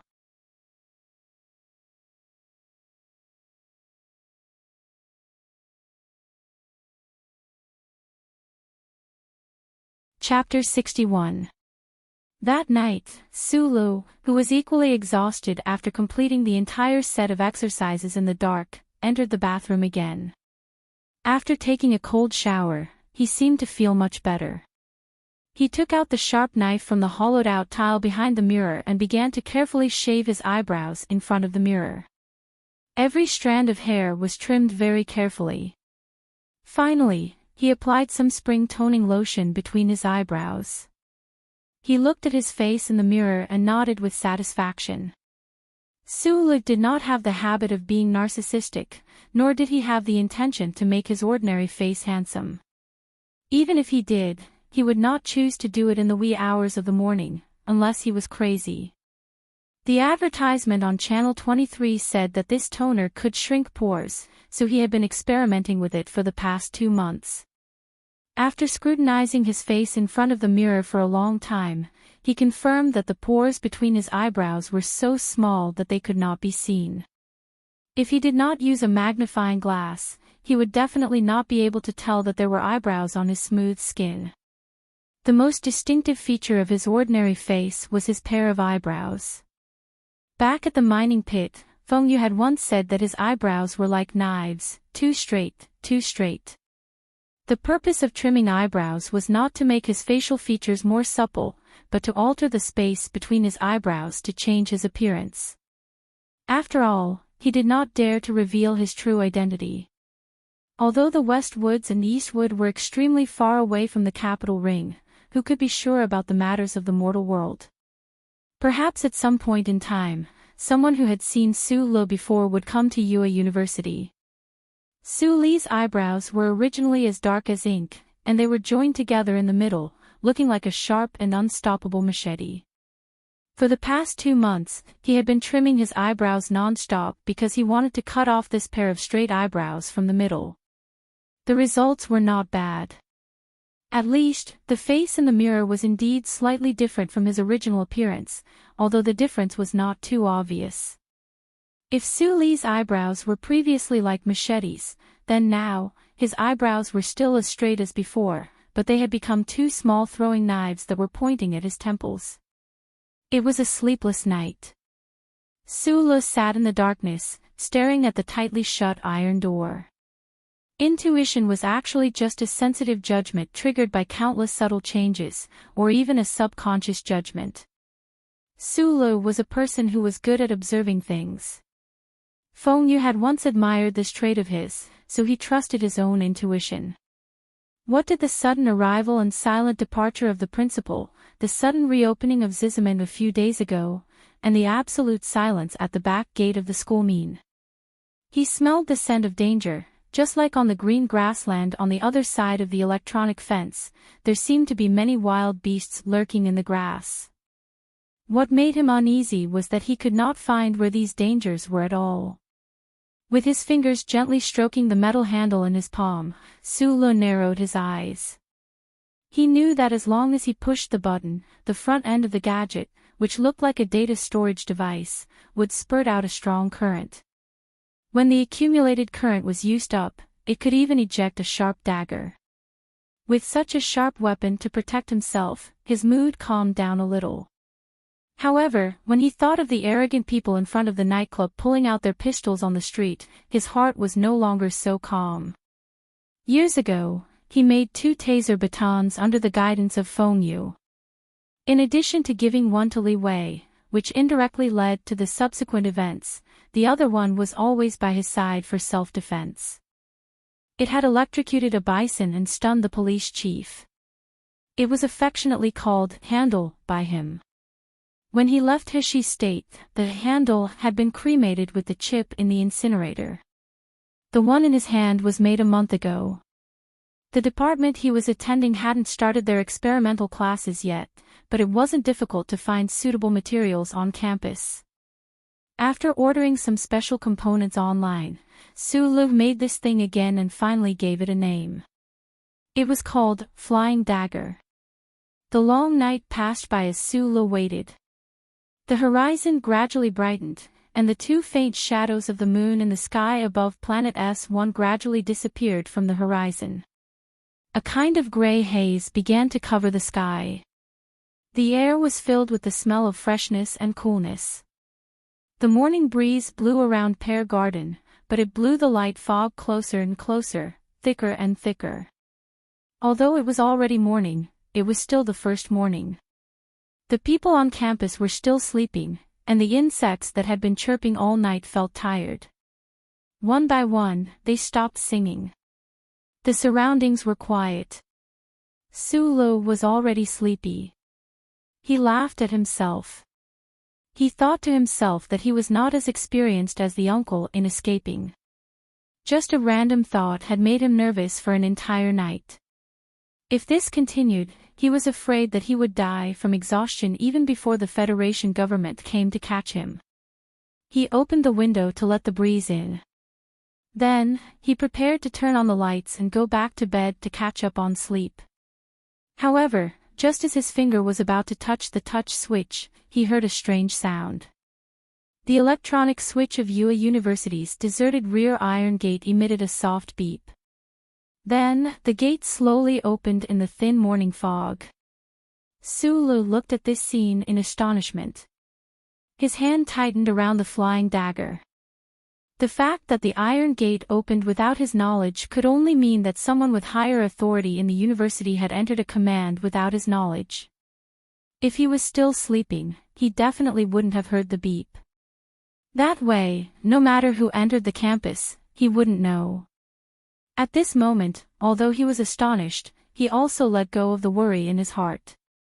He believed that the strange guest that was about to arrive was definitely not looking for trouble with him. That was because, regardless of the time period, no one would use such an open and above-board method to hunt him down. Furthermore, opening the school gate and capturing him didn't seem to be related at all. However, this scene did look a little strange. In the thin fog, the iron gate slowly opened, but there wasn't a single person around. It looked like a horror scene that was commonly seen in movies. A completely black car quickly drove in from the fog, following the road outside the university towards Pear Garden. Just by looking at the dispersing white fog, one could tell how fast the car was traveling. However, at such a speed, the black car didn't make any sound.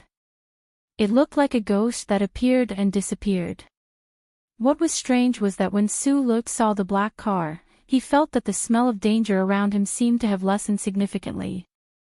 His strong curiosity made him walk to the window and secretly peek at the scene. He couldn't understand how such an extremely ordinary-looking car without a logo could drive so smoothly and naturally. It even gave off a lively feeling. Suddenly, Su Lu noticed that a figure had appeared in the thin fog on campus at some point. It was a female student wearing glasses. She was wearing a set of floral pajamas and hugging a book as she walked sleepily on the road to Pear Garden. There was still some distance to the apartment building, and it had been especially quiet recently. However, there were still students who coveted the beautiful scenery of Pear Garden and came here for their morning study. However, very few students woke up this early for morning study. At this moment, Sulu didn't have time to consider why the female student would suddenly appear here. This was because he realized that the figure of the female student, whose eyes were not fully open, was blurry in the fog. And the black car driving in from outside the university didn't seem to have noticed her, continuing to drive at high speed. If nothing unexpected happened, perhaps in a few seconds, that poor female student would be hit by that strange black car and sent flying into the sky to see the scenery of Pear Garden. There was no time to shout because the person in the car couldn't hear him. Furthermore, Sulu had a feeling that even if the other party heard him, they wouldn't slow down. As for that sleepy and confused female student, Sulu didn't dare hope that he could wake her up. Therefore, he directly jumped out of the window and rushed toward the female student as fast as he could. He was even faster than when he was racing with the bison. He directly threw the female student onto the grass by the side of the road. Just as the two of them fell to the ground, the black car drove past them at high speed like a ghost. It didn't slow down, didn't stop, and didn't even pay attention to the episode that happened here. It only stirred up a few green leaves on the ground as it disappeared into the foggy campus. The moment Sulu rushed out, he suddenly felt countless gazes on him. However, following the scene that happened later, those gazes disappeared at the same time. However, at this moment, the youth's mood was somewhat angry. He was angry at that car that didn't care about life or death, so he couldn't care less about these strange feelings. He angrily glared at the back of that black car and cursed under his breath. Zhang Xiaomeng endured the pain in her knee and struggled to stand up from the young man's embrace. She glanced in the direction that the black car disappeared in from the corner of her eyes. Incomparable disappointment and anger welled up in her heart. The councilman arranged for her to return to Yue University in order to make contact with that person. In order to obtain information about that person entering the campus from the back door in the wee hours of the morning, how much effort did the people of S2 put in?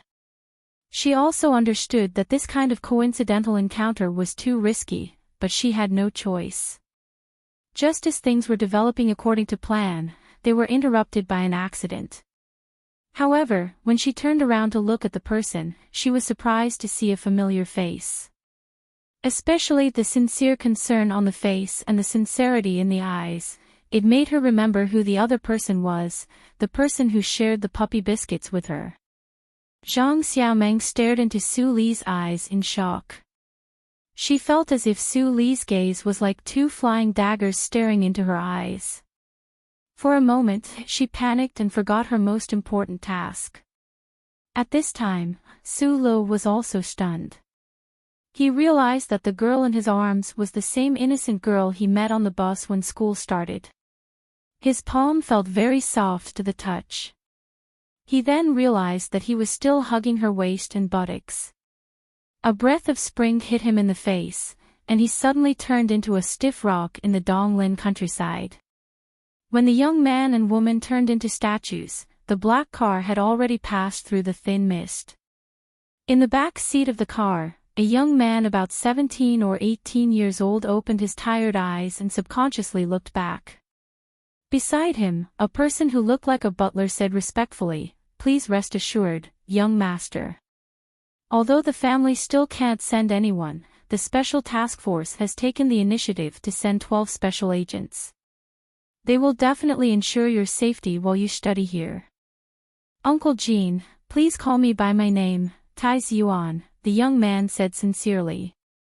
He suddenly laughed bitterly. "I keep feeling like someone was glaring at me just now. It was so fierce, like two throwing knives. It seems that our family is quite annoying in the Federation." You're tuning in to the LoveLore Library YouTube channel. We're so grateful for your support, and don't forget to subscribe to join us on this incredible journey through captivating stories. Your generosity through donations truly makes a world of difference, as it's the primary source of revenue that allows me to expand and enhance this channel for you. Thank you from the bottom of my heart for being a part of this adventure.